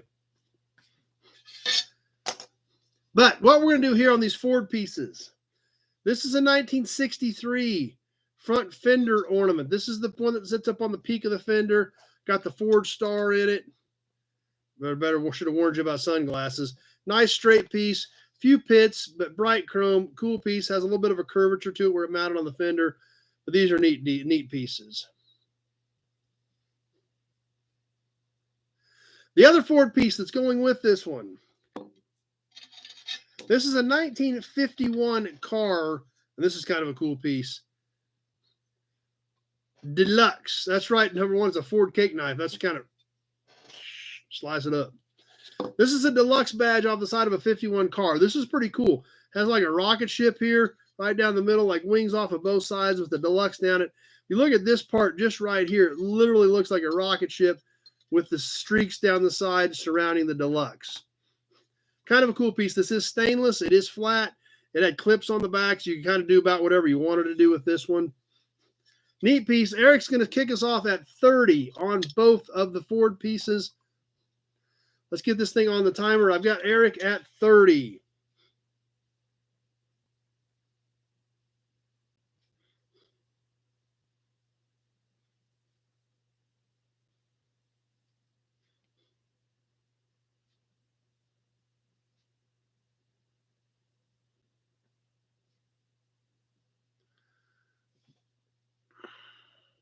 Ozark Fox needs one for a 50. Figures.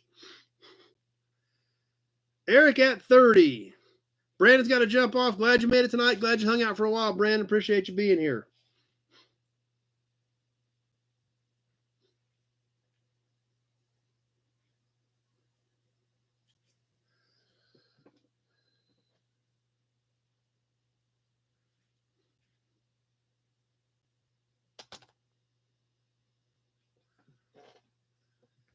As we are ticking up towards the 1 minute point. 1 minute has now passed. I've got Eric at 30 on the 2 pieces of Ford trim. The 63 fender ornament and the super cool 51 deluxe, not upside down deluxe, fender badge. I think this thing is great. What do you think? Meow. Minute 20 has now passed. Eric at 30.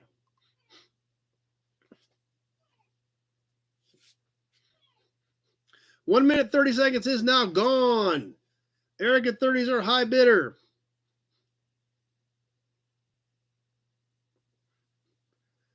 Rusty at 32 with 20 seconds left.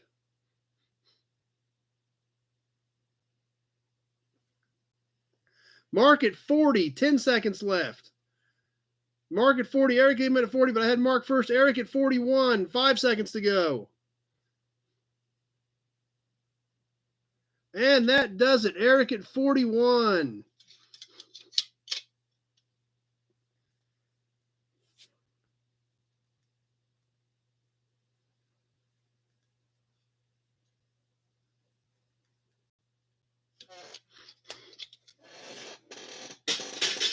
All right, like I told you, one more cap, one more plate, and then we're going to get moving on to the magazine.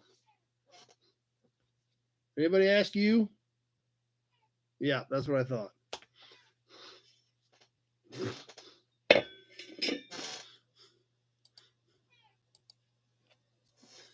This is a cool little cap. Looks really good for its age even. Might want to wear sunglasses. Sunglass warning. This is a cool little Dodge. I think this is early 50s. Great looking Dodge cap. You can really see the shine on this thing.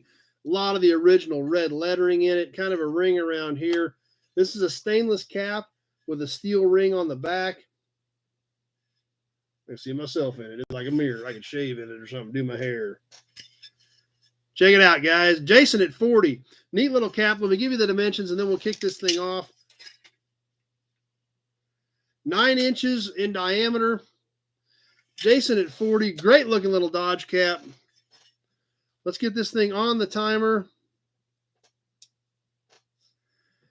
Jason can read the poster on the wall in front of me. Yep.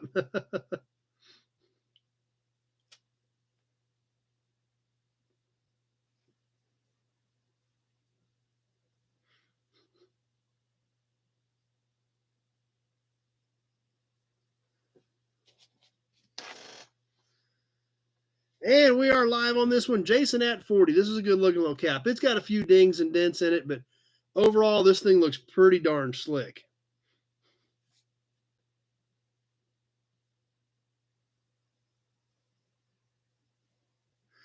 I think it's early 50s, Kenny. Kenny guessing early 40s. I think it's early 50s is what I'm saying since it's stainless.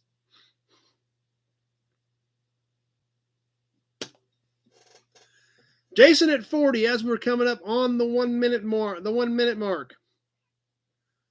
1 minute has now passed, so be thinking about your max bid on this little Dodge cap. What? I think we're disturbing someone. Meow. Meow. And 1 minute, 20 seconds has now passed. Jason at 40.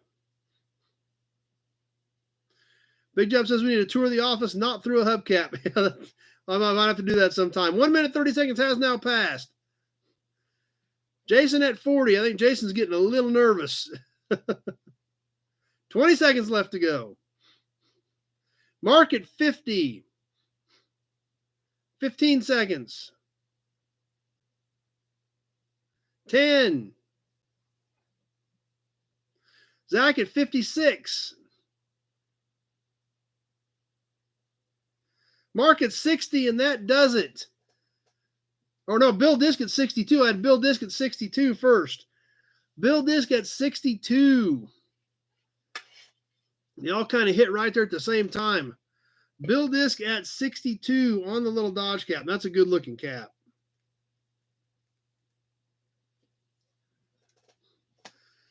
Eric, do I have any more of the V8 Pontiac? I don't have any more tonight. I'd have to go out and look around on cars. That's right. I almost did miss you because there's like 3 things hit my screen all at the same time. So that's what happened, but I did catch it. So what? We're making too much noise for you? All right, let's do one more super cool thing, and then we're going to get into the magazine. Jason said he thinks he's got it, just not that nice. So one more license plate. This is a little bit rough, but it is super cool. So sometimes you got to deal with a little bit rough when it's super cool, especially when it's 98 years old. Yes, a 1924 Kansas plate, except it's had the corner cut out of it for some reason. I don't know why somebody cut the corner out of this, but they did. So a little bit rusty, a little bit crusty like Zach says he likes, but still very presentable. Appears to be original paint, green background, white letters. That's right. You probably drank too much water, got a headache from it. 161-887 on the 24 Kansas plate with the nicked out corners. It is pretty flat. It's not really too bent up.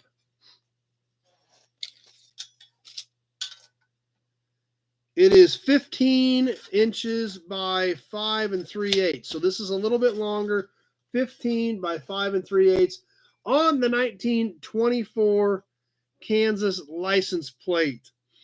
Like I said, other than the cut corners, it does have a couple of extra holes in it as well right here. So Jason at 20 on the 24 plate. Let's go ahead and get this thing rolling on the timer.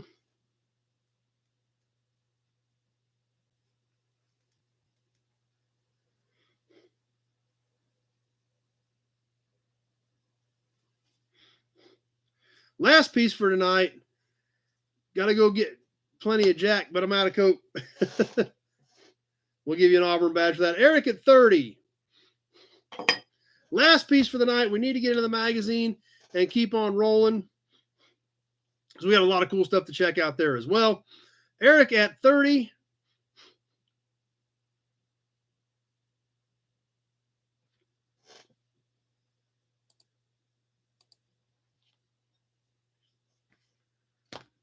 That's right. They used to make shelves and patch grain bins. That's for sure. That's exactly what did happen to a lot of these old plates.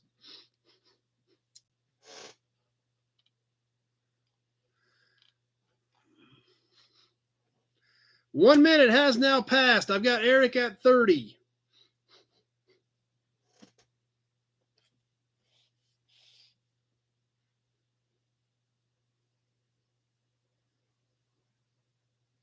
Still keeping an eye on Facebook, even though I haven't seen much action out of there in a while. Brian says, good auction tonight as usual. Thanks, appreciate that. I always try to come up with cool stuff. Minute 20 has now passed. Coming up on that minute 30 mark, I've got Eric at 30. 1 minute, 30 seconds has now passed. We're down to the end of the wire for tonight's auctions. If you're going to jump in on this one, now's the time. Reno at 35. Here we go. Reno at 35 with 20 seconds left.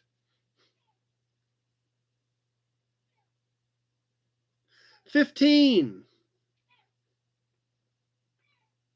10. David W. 41.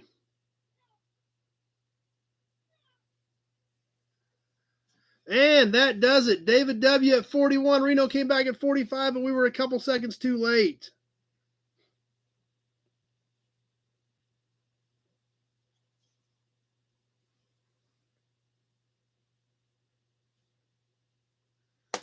All right. That wraps her up for tonight. As always, thanks for playing, guys. Had a lot of fun. Thanks for your sportsmanship and playing along and everybody getting along well and making those a ton of fun. Congratulations to all the winners. There's a Hudson badge. There's an Auburn badge. Got any questions about anything you bought or payment or anything, just give me a call tomorrow. We will definitely work it out. Not a big deal. A lot of you guys saying great auction. I appreciate that. Like I said, I do work hard to try to get a good, diverse mix. We have some $20 and $30 stuff. We have some $80 and $100 stuff. I want everybody to have a chance to play, and that's the entire purpose of it. So appreciate everybody's participation tonight and had a lot of fun as always. Time for some magazine action.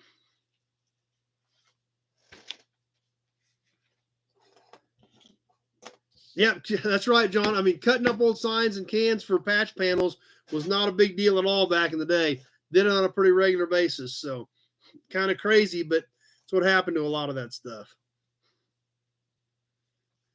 Anyway, oh, man.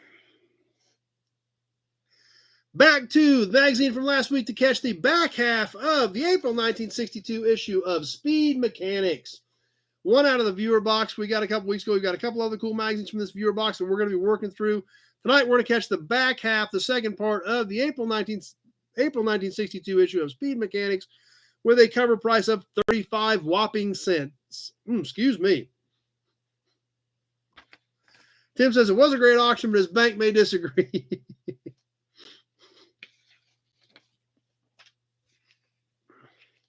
All right.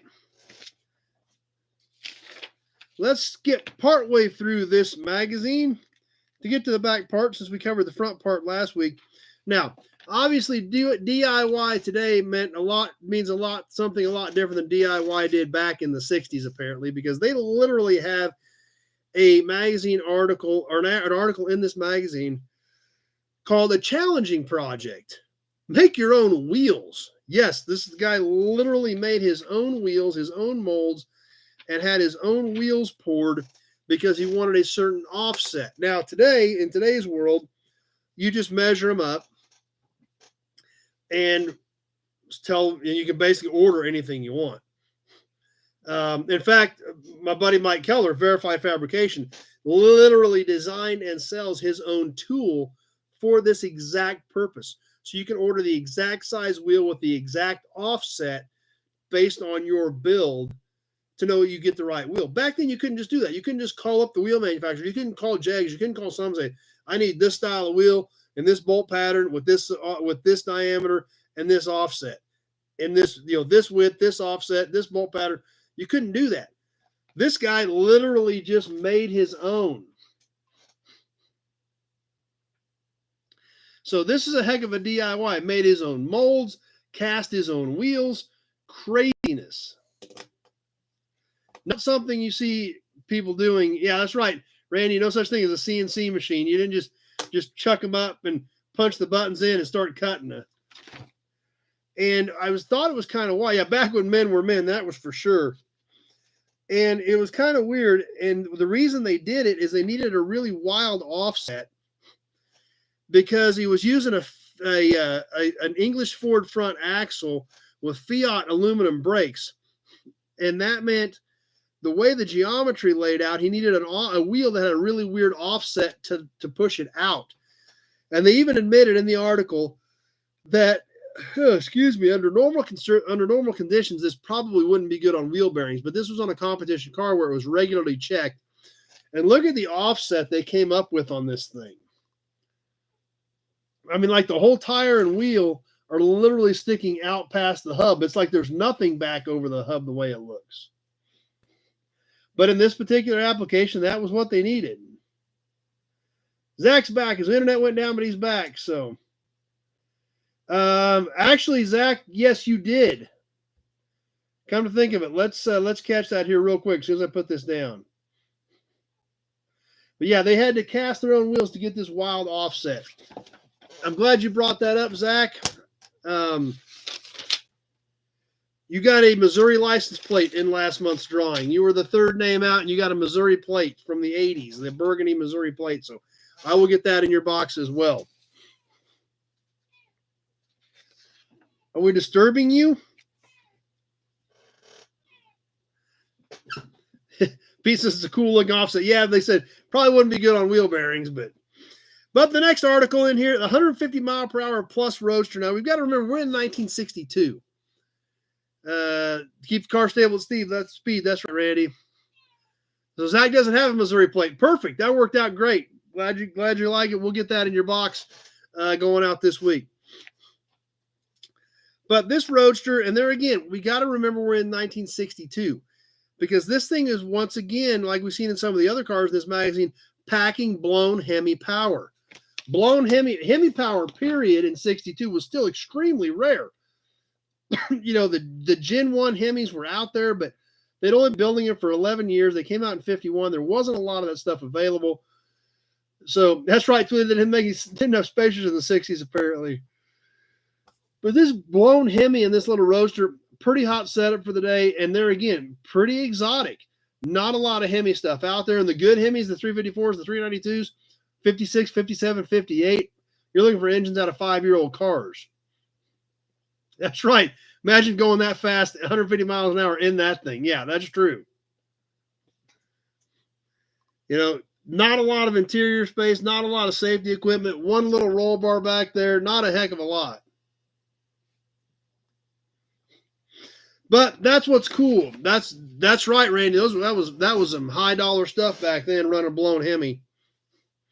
And actually, it says it displaces 400 cubic inches, so it had to be bored out because the biggest thing you could get at that point was a 392. So, which was a 57, 58 era engine. So there again, you got an engine out of almost a new car.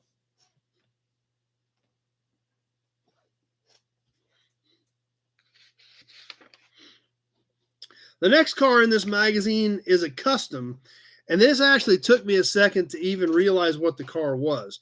I did study on it for a little bit. Yeah, that was kind of the safety third days back then, I think.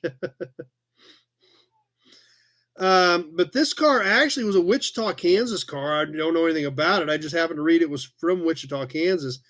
But it's a very, very highly customized car, and it took me a second to even figure out what the car was.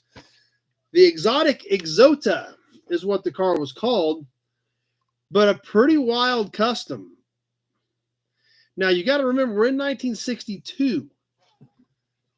And it took me a second to actually figure out and narrow down what this car was till I saw the roof line right here. Then I knew it was obviously Tri-5. Didn't know if it was Chevy or Pontiac. I assumed it was Chevy because this area is the same on Chevy and Pontiac. But this was a 55 Chevy. A lot of custom touches. That's right, Ozark Fox. You wrecked that at 150 and it wasn't going to matter. 55 Chrysler taillights molded in.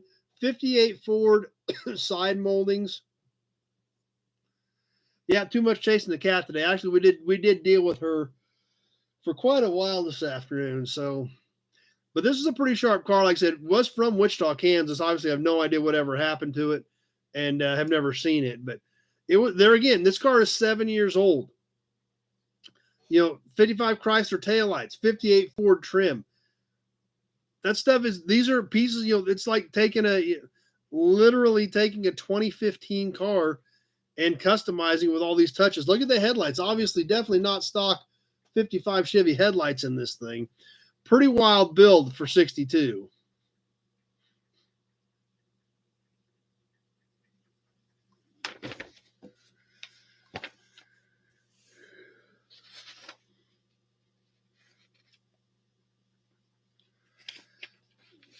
Another article, a tech article. That's right. If that car still existed, it would be cool. And it's got a few more pictures on the next page. We'll show you the interior and the engine with 3 deuces under the hood. That was a heck of a car in its day.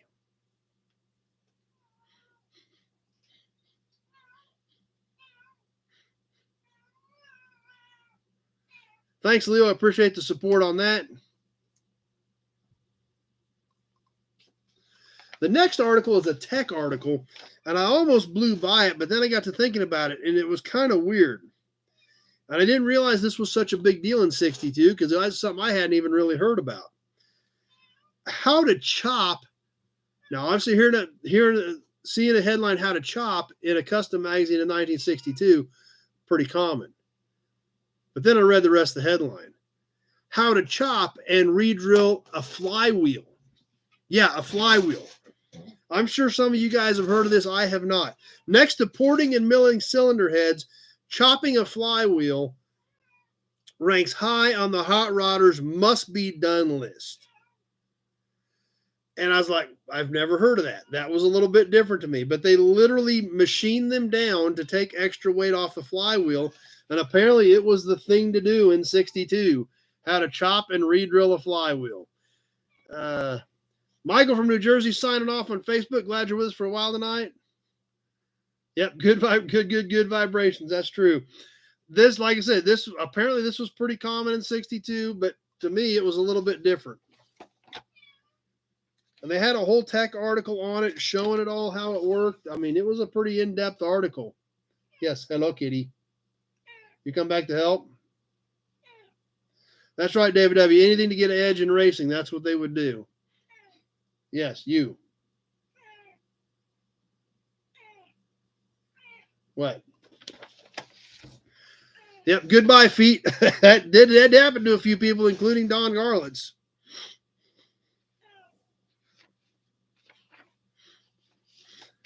But just like in the last race car article, as we move forward to the next car article, this one's on a front engine digger. Love these cars. Don't necessarily know that I would want to go the 178.41 mile per hour this car was doing.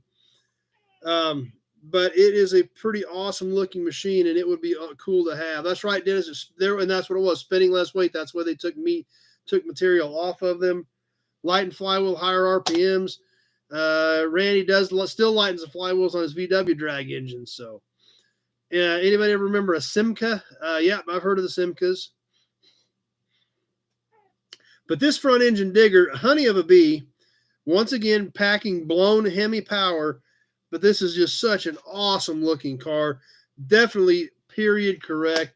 Whoa, no, off the keyboard. Yes, you just about got up on the keyboard again. Yes, say hi to everybody. Hello, Greg Eddie. God, I can't believe how skinny you are. You're skinny.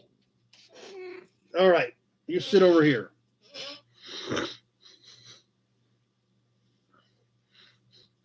Zach's on his first one on Friday.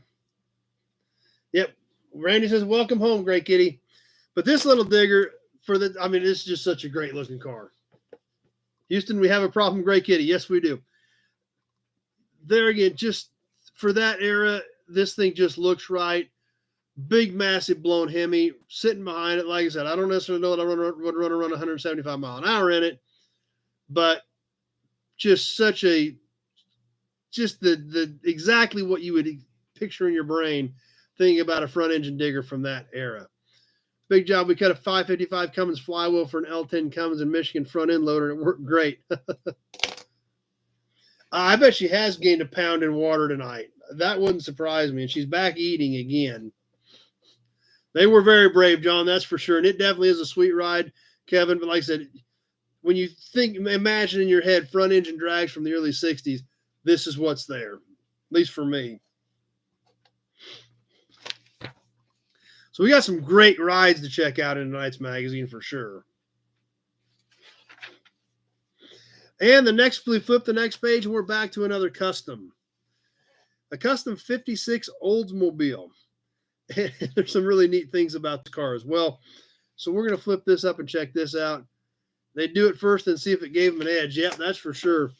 This 56 Olds, Cloud 9, 56 Olds, two-door hardtop. A lot of super cool custom touches on this car. Not only front engine, but think of looking past that blower. Yep. We see the hubcaps. We're used to these 4-bar flippers, but see all the add-ons to these 4-bar flippers? Very early in the show, a year or two ago, we did one of the mini magazines, and it literally had an entire article on customizing your hubcaps or your wheel covers. So, and that's what happened to this one. These 4-bar flippers we see fairly commonly. This one's had all kinds of accessories added to the wheel cover. Obviously, Chevy grille inside the 56 Olds front bumper housing, stacked quad headlights, as opposed to the standard single headlight the 56 used. And the trunk is what we're getting into next, number one. The trunk is where I was going to. Obviously, a good shot of the engine with some cool chrome there. But the trunk has all this stuff in it. And I'm going to read it to you because I had to read it to make it out because the picture wasn't very clear.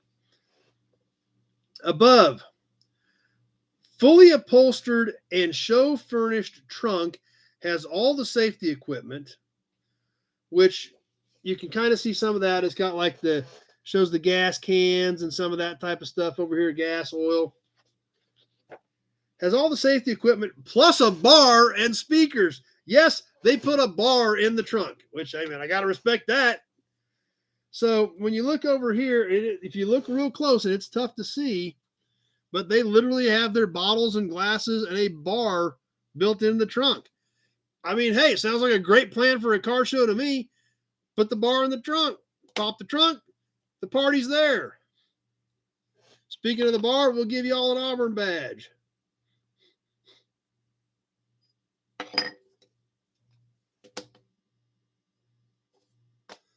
That's right, Bill. It is the car bar. So I thought that was kind of cool. That was actually one of the things that really stood out to me. A few more shots of Cloud 9 here on the next page. We'll flip that around and share that with you as well. Yeah, party in the back. That's right, Randy. All you need is a grill and you're good to go. A bar to hold an Auburn badge, that's for sure. I don't know if they can give you an open container if it's in the trunk. I mean, I don't know. I think the laws were a little different back then as well. So, what?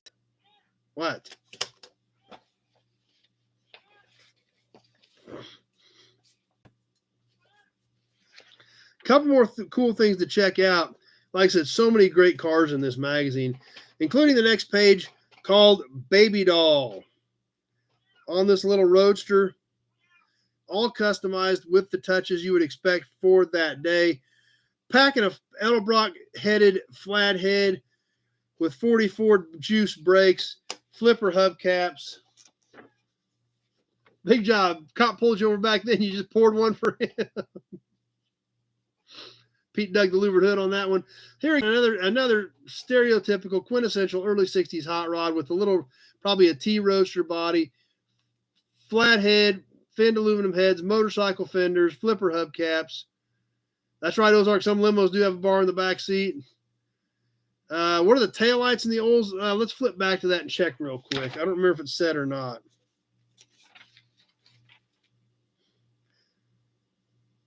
They're they're 56 Olds taillights. They just put extra ones in, and a 56 Buick rear bumper. So they're just recessed 56 Olds lights.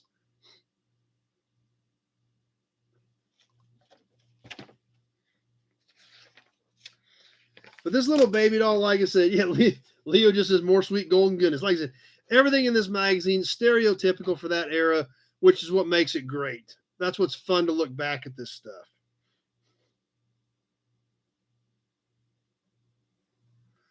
Four on the floor and a fifth in the trunks.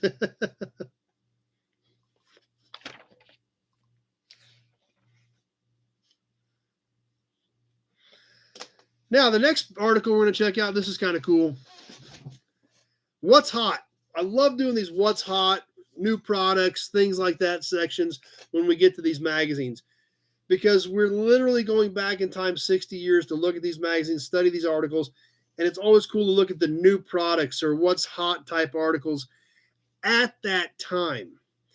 And some of it's kind of cool, some of it's kind of corny, some of it we still use today, some of it we've never heard of it again, which is what's cool. But one of the big things, and there was some of the basic stuff, and we don't have time to go through all this different stuff, but pistons, impacts, things like that. But one of the things that really stood out to me was this car up here. That was the all-new bolt-on sports body by Almquist Engineering, Milford, Pennsylvania. Designed to convert a stock American car into a Sportster, fits 110 to 118-inch wheelbase and seats 3 to 5. Now, we don't see many of these. I don't think a lot of these really took off. The Volkswagen stuff in the 70s, just like the dune buggy that we just had and all the Randy's dune buggies and things like that. Yes, those we still see. But they were doing these back in 62, and I don't ever really remember coming across much of this stuff with these converted bodies on a bigger American car. It'd be super cool to find one now, and I'm sure there's still a few out there, but something I've never really come across. Plus, YN come out with 3 deuces for a Dodge V8. Always pretty cool. Progressive type linkage. New model 1920 Holly Carb. New night kit tachometer by Allied Radio Corporation. Intended for use with any 4, 6, or 8-cylinder 12-volt electronic DC system. Available in positive or negative ground, $24.95. The sports car bolt-on body was $495. Yeah, I do need a nap. I'm tired. Been a long weekend. I didn't get out of here till 1 this morning, so. But I had a lot of stuff I needed to get done, which I got a lot of stuff done last night, but I still didn't get out of here till 1 o'clock this morning. But that's what's cool. You look there again, we're looking back in time. And actually, technically I didn't get out of here till midnight because it was, we backed it up, but still been a long weekend. But that's what's cool when you look back in time at what's hot and new products for that time period. And that sports car body really stood out to me. But $500 was a lot of money back then. And you still had to build the car.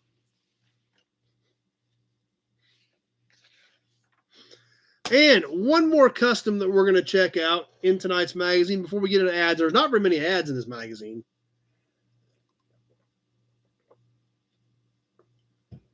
Which maybe is why they're not around anymore. They didn't sell enough advertising. The Bluebird. The Bluebird, a 1955 Oldsmobile based out of Roosevelt, New York. This is a very mild, but a very tastefully done custom is the way I would put it.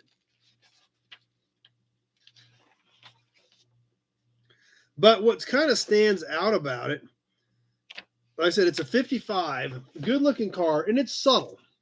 We can still see it's still got the Oldsmobile grill in it, shaved everything off the hood, stock headlights, semi-stock taillights. They've been extended a little bit, stock bumpers.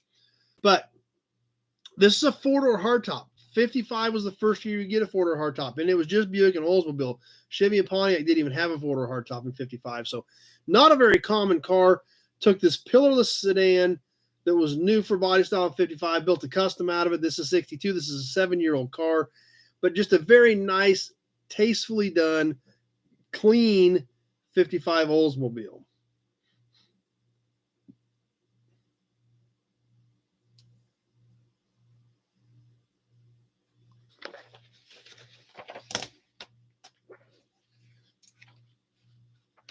And that wraps it up for articles.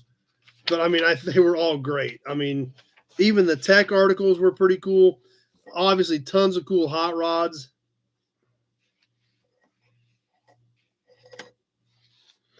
So let's get a few more. Let's get the ads knocked out and then do trivia and talk about the raffle. We'll try to get this thing wrapped up tonight for you guys. Since a lot of you guys are making comments, you got a lot of stuff to do early in the morning too. So we'll try to keep boogieing through here. And check out some ads. Like I said, not a lot of ads in this magazine. There was only a few last week. There's only a few this week. Maybe that's why they're not around. Maybe they just didn't sell enough ads. But obviously, as always, in this time frame, late 50s and 60s, in these hot rods, you always saw the J.C. Whitney ads. And this time, full spread, 2-page J.C. Whitney ad in this issue from 1962 as well. So, what are a couple of the cool things in the J.C. Whitney ad that stands out?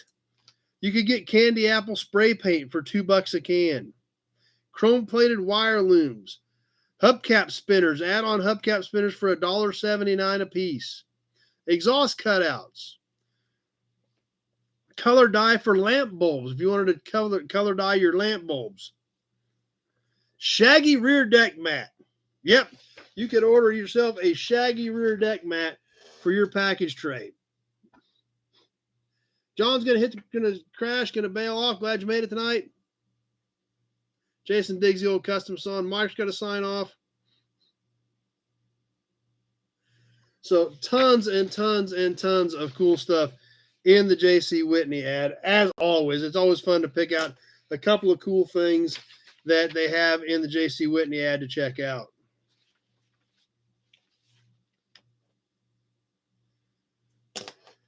Another ad that I had to check out, and it was just for a decal. It's just a basic, simple decal. The Mad Torquer. I thought this thing was so great. I hope you guys can make this out. It is literally a torque wrench with a helmet, shifter, and a steering wheel called the Mad Torquer decal you could order. Yeah, J.C. Whitney is still around, so. Randy, J.C. Whitney, Summit of the 60s. I ordered Winky the Cat from him back in the day. That's right, Big Job. This stuff, if you find those new old stock accessories, they do bring good money.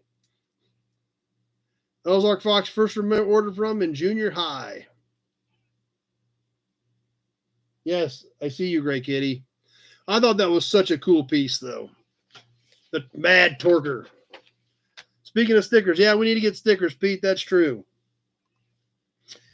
And one more ad we're going to check out was to order the magazine. Tony digs it. Yeah, it is a pretty cool sticker. The Big Three. Get Speed Mechanics, how to hop up your engine, and Custom Craft. All on one subscription, order blank. Speed Mechanics, bi-monthly, 35 cents, $2 for 6 issues. Custom Craft, monthly, $3 for 12 issues. How to hop up, bi-monthly, $2 for 6 issues for your custom car mags. The Big Three for rodders and customizers. Stickers and hoodies, says Zach. We can probably do hoodies. I bet my t-shirt guy can do hoodies. And the coasters are on order, by the way, as well. So some of you guys have already paid for them. I will get them here. And then if some of you guys want some more of them, then we can do those at that point too. So the Big Three, order your magazines. So that pretty much does it. Wraps up the Speed Mechanics from 1962. This magazine, like I said, came out of the viewer box. Super cool stuff in here. As it really seems to be working out well to split these up so that we're getting a lot more out of them. I'm glad you guys are cool with that. We're getting a lot more information out of it. I think we're all learning a lot more from them. This issue of Speed Mechanics had a lot of cool stuff in it, and we've got more cool stuff to come. We've still got a few out of that viewer box before we even dig back into my magazine stashes. So, yeah, $7 for 3 mags. That's true, Randy. Yep. Bill Disc got to bail off. Glad you were here tonight.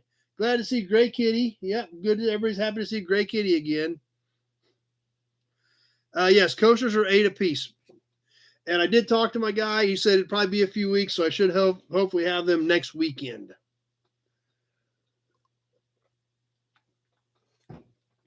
So here they are. I ordered a batch of them, and if we need more, I'll just have him make some more. So I've gotten paid for a few. A few guys have already paid for them, so as soon as I get them, I'll get them shipped out. My good friend Tom Bohr, TV Signs and Designs, does these for us. and they're $8 a piece. And he does a pretty cool. These are really cool. It is on a tile, like a bathroom tile, but it is etched. It is etched into the tile. He's got like a laser thing that etches them into the tile. So hopefully have them maybe next weekend. And anybody that wants them, we'll get them shipped out with you with your next order. So.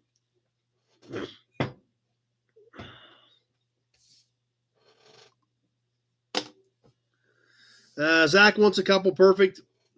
So we'll I'll get that batch next week when they get this batch done. And if we need more, I'll have him make a few more. No big deal, whatever we need to do. Hudson badge. So let's play a little bit of trivia and let's talk about the raffle. And we'll be about ready to wrap this thing up tonight. Trivia time. As always, we put it on a 90-second timer, so we're not sitting here waiting for people to go through old videos. Since we've been kind of on an Oldsmobile kick tonight, we did an Oldsmobile badge. We sold some Oldsmobile stuff. We're going to give away another Oldsmobile badge tonight to the winner. Yep, Kenny, coasters are $8.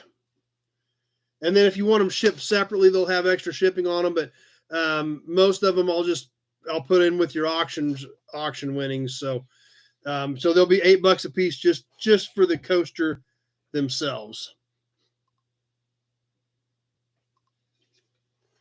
And you can check out Tom on Facebook and see some of the cool stuff he does. TB Signs and Designs. He does some really neat stuff with his lasers and things like that. Wood, plastic, tile, all kinds of cool stuff. But tonight's trivia question. We went wandering through one of my buddy's yards the other night, and there were 2 Grimmies in there. What color was the second Grimmy? The first Grimmy was pretty obvious. We saw it. We've got a good look at it. What color was the second Grimmy? No, it wasn't white. Everybody's saying white. It was a lighter color. It must have looked white because that's what they were saying, but it wasn't white. The first one was red. That's right. It was kind of a yellow. Number 1 got it right. It was a yellow or a tan. So number 1, again, everybody had it right after you, but we'll put this with your can from last week and get your new pile started, number 1. But that's what it was, kind of a pale yellow, tannish color. So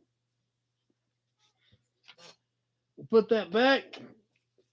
As always, number 1 smoked everybody on trivia, but that one was pretty tight because Randy and Dennis had that boom, boom, boom right after you. So you barely squeezed that one in, number 1.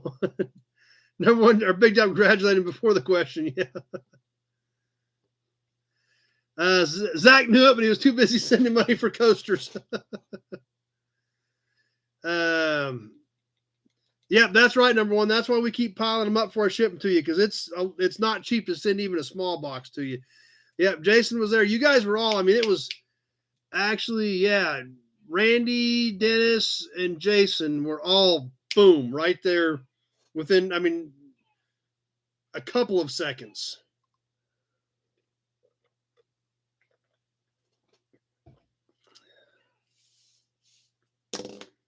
Yes, hello, Gray Kitty. Meow. Raffle. What else do we have for raffle this week? Obviously, we had a lot of fun with the raffle last week. I shipped Big Job the Delco sign, and I shipped Leah can, and I'm going to ship Zach a license plate. What are we going to do this week? Hood ornaments, or not this week, this month, excuse me. Hood ornaments. Number 1, I thought the answer was going to be the only part left from the Chevy 2 Nova 400 engine bay was the washer bottle bracket. That would have been a good one, because we did specifically mention that in the video. Big Job just says he's colorblind, so he's out if we're going for colors. But this month's raffle, 4950-51 era Mercury hood ornament. Some pitting, bright chrome, not busted up, not chipped up or anything like that. Cool looking piece. The 1949-1950 era Chevy car hood ornament. Beautiful piece, bright chrome, not chipped up or broke. Sunglass type moment again. As well as the Dodge Ram, late 40s, early 50s. I think this is a car. Truck and car both used a Ram at that point. This one will headbutt you. as we've seen it do before. Watch out, a 304 Grammy will kick your butt. Yeah, those V8 Grammys were pretty cool. So there we go. All three. That's right. 3D nobodies. That's true. Number one. All three hood ornaments going on this month's raffle.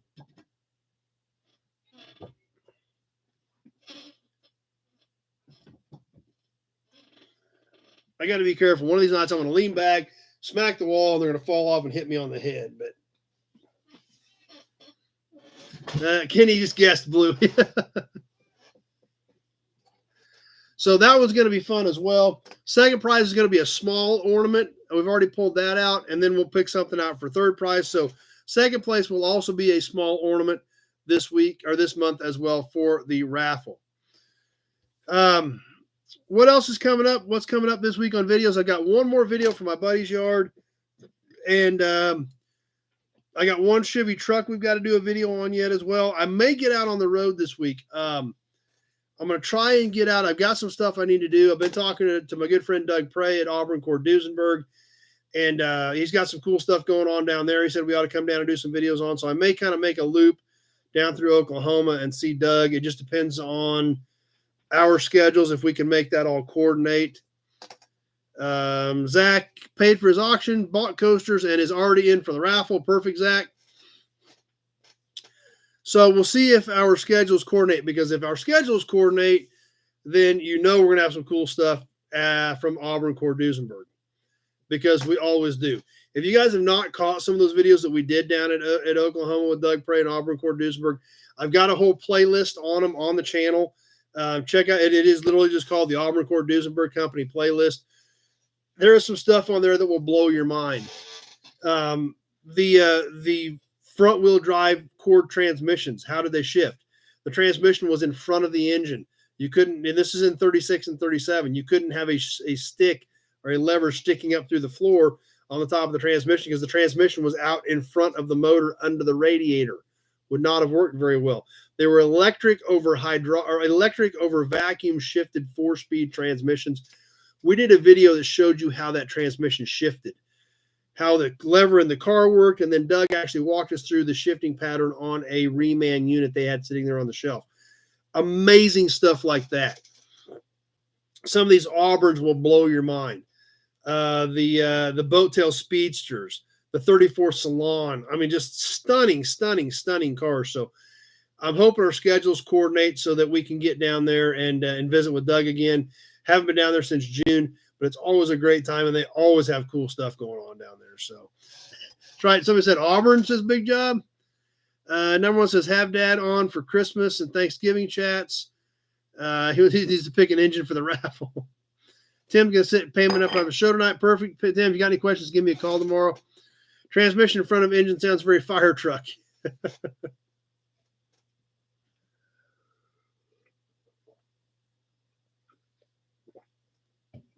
But those cars were so technologically advanced for their time. It's amazing. And there are not very many places in the world where you can get that knowledge. We've had a lot of fun working with Doug over the last couple of years on some videos and done some cool stuff. We've got videos where Doug shared the story of his dad buying the company. We've got stories with Felix, a guy that worked for Doug's dad, Glenn, went back when they made the 8-cord 810. They started making them again in the mid-'60s. They made a run of them up through the Glenn Prey Auburns that they built in the 70s. Felix not only worked for Glenn and was part of it, but he also has a huge collection of the Glenn Prey cars that he shared with us. Like, there is so much crazy cool stuff on that Auburn Duesenberg playlist that you've got to check it out if you've not seen that stuff. And hopefully we're going to have some more cool stuff to add to it this week. We'll see if it works. So, Pete, a guy in the latest old cars issue was bad-mouthing Auburn quality and mechanical. I don't know what they were like back in the day. I know they were very, very finicky. I know there was a lot of you had to know the cars, basically, is what it amounted to. We did a video with Doug where they had to they were trying to adjust the carburetor on one, and I believe it was on an Auburn. And to adjust the carburetor, you literally had to like unhook half the plug wires on the cylinders and set one adjustment, then hook those back up and unhook the other plug wires, and to actually get the carb in tune. They found that in an actual original document in their archives. Who in the world would know how to tune an Auburn carburetor if you didn't have that document to unplug certain plug wires as you adjusted this part of the carburetor? So Pete remembered, he said it was a great video. But and I think that is the situation with Auburn's more so than anything, is they were such a unique car. They were so far ahead of their time that you really had to know that car. And if you didn't, that's what, made them difficult for a lot of people. But that would be my guess. But like I said, I wasn't around in the 30s. I've never owned an Auburn. About everything I know about Auburn's is what I've learned from Doug over the last couple of years, which has been great. It's been tremendous knowledge, and it's been a ton of fun learning. And I hope you guys have gotten something out of the videos. I hope you guys have learned a lot from those videos as well, because they're a lot of fun to do. And I hope we get down to this week, and I hope we get some more cool stuff with Doug this week that we can share with you. So, because it's always a good time.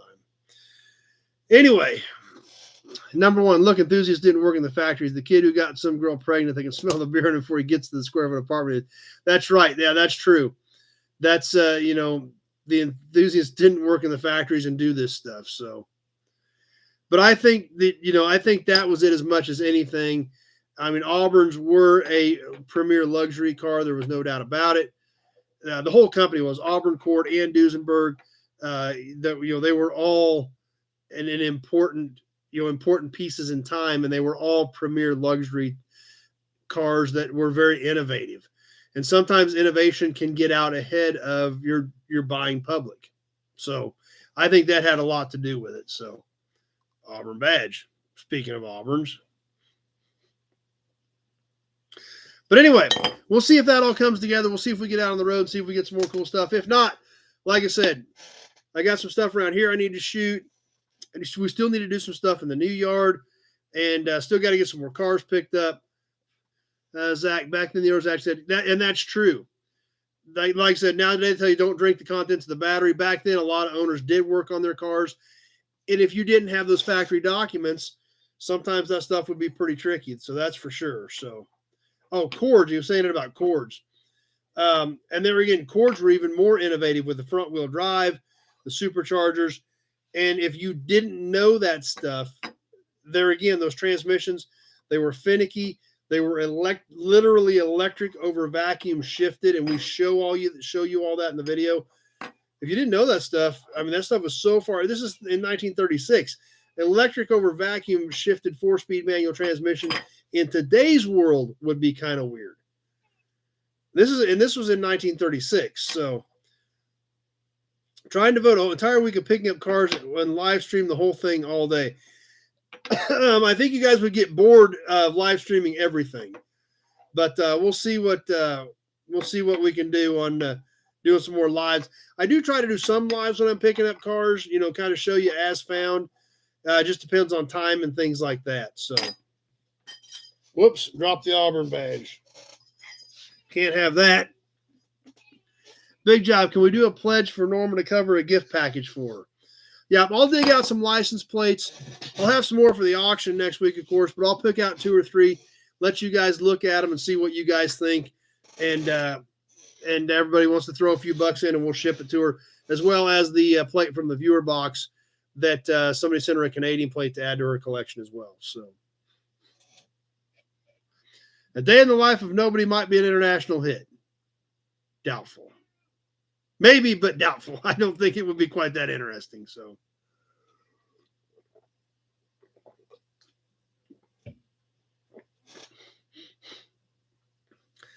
but anyway, that's about what I've got for tonight, guys. We're coming up on that 3-hour mark. I guess it's about time to wrap it up anyway. A lot of us need to get to sleep. Some of us have already bailed off, which is completely understandable, especially when you're back east and you're dealing with Eastern time where you're an hour ahead of us. Everybody's probably a little bit off from the time change anyway. That's what I've got. As always, I appreciate you guys swinging by tonight. You want to say bye, Gray Kitty? Oh. Yes, come here. Oh, come here, Skin and Bones. Here, let go of your blanket. All right, tell everybody night-night. Now that you're back, tell everybody. God, you're tiny. All right, tell everybody night-night. Night-night, Great Kitty. Yes. Yes. You glad to be back? You are glad to be back? I think everybody's glad to see you. Well, like I was sleeping, dum-dum. I was perfectly comfortable when you woke me up.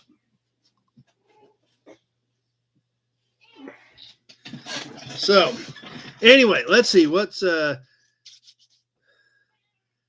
and his girlfriend are still up drinking, so nobody YouTube channel international celebrity. I don't think we're quite there, Tim. I try. I work hard on this. I do try to build this stuff out. I do try to keep the auctions interesting. I do try to keep them diverse. I do try to make this thing an enjoyable thing, and I'm glad you guys enjoy it. But what makes it happen and what makes it tick is all your guys' participation, your sportsmanship, your knowledge, and your friendship to all of us is what makes this thing tick. So David W. says, great night as always. Thanks for a great show, Pete. Number one, I don't know, seeing where you get them, who you get them from, and how you load and unload sounds like fun. Well, maybe we'll do that. Maybe I can take the tripod with me and set it up while I load some stuff. So as long as it doesn't get hung up, sometimes they get hung up, sometimes they're a pain in the butt. But we might be able to do some of that if you guys are interested. And everybody says, welcome home, Great Kitty. Time for ice cream. That actually doesn't sound like too bad of an idea, Jason. Eric, how much is the raffle? Oh, right. Yeah, we didn't actually go through who's in the raffle. Good point. Real quick, we need to do that. Big Buick oil can, $1 per chance. Get your name in here. We talked about, Jason, I've got no knowledge. That's why I'm here. Who is in? Real quick, let's run through this. To get your name in the Big Buick oil can, $1 per chance. Send me $5. You're in here 5 times for the hood ornaments. Packet this week, Johnny Z, X-Ray Dean, Reno, Bill Disk, Big Job, Jason Withrow, Alec Blanchett, David Woodcocks, Randy Weiniger, Kenny Peterson, and Lee Carr. Those are all in. $1 per chance to get your name in the Big Buick oil can for the raffle. So, apologize, should have went over that, Eric. I'm glad you brought that up because I missed it. So, thanks for mentioning that.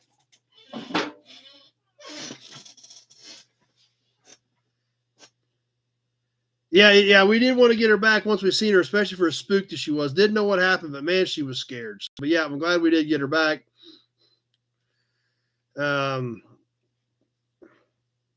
Everybody's saying more people saying good night to you than anybody else, Great Kitty.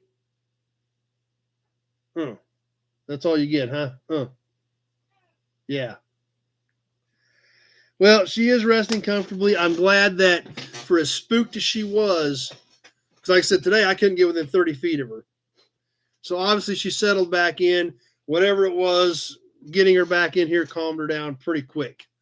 So you've seen her come out of the cage and go straight up to my shoulder. So I think once she got back in there, I think she realized where she was at and everything was going good. So feel good about that. That will wrap it up for me. As always, that takes care of another Sunday Night Live Chat, episode number 137. Holy cow, can you believe that? We've done this 137 times. I can't believe you guys keep coming back, but you do. That's what makes it fun. Tell your friends, invite your friends back. Have them come join us. We may do a contest too to see who can have the most friends show up. Ever thought of that? Maybe we'll give away a prize to see who can have the most friends jump on and sign on with us here in a couple coming up weeks. Maybe we can do something like that. So you guys invite your friends over and help grow this chat and make it a little bit bigger and a little more fun. So anyway, oh yeah, Tim says, okay, good night, Chad. Appreciate it. I don't feel as bad now. Zach says we're suckers for cool parts of knowledge. Well, that's what we try to do here. Appreciate everybody being here. Had a lot of fun as always. We will be back next week for episode number 138. Like I said, we'll get some more content out this week. Tuesday night, I will definitely plan on doing Toy Tuesday, because if I go somewhere, it won't be till later in the week. So we'll definitely plan on doing some more cool toys for Toy Tuesday. I've got that German toy that I got from Tim, Mr. Good Pliers. We may check that out Tuesday night. That's a pretty unique piece. I don't know much about it, but it was cool. And, it's a cool toy. I probably kind of had to own it. So I bought it. We'll check that thing out. Kenny, money sent for winnings and a coaster. Perfect. Appreciate that. And, Kenny, glad to be part of the Nobody's family. And that's what it is, because it wouldn't be a Nobody's family if it wasn't all you guys hanging out here and creating that environment. So, as always, thanks for being here. We'll see you Tuesday night live. We'll check out some more cool toys. I'll put a few more videos up this week, and we will definitely plan on seeing you right back here, 7 o'clock next Sunday night live chat. We'll have some more cool stuff put together. Had a great time with you this week. Hope everybody has a great week, and we will see you, if not Tuesday night, definitely next Sunday. Thanks for watching, everybody, and we will see you soon on the next video.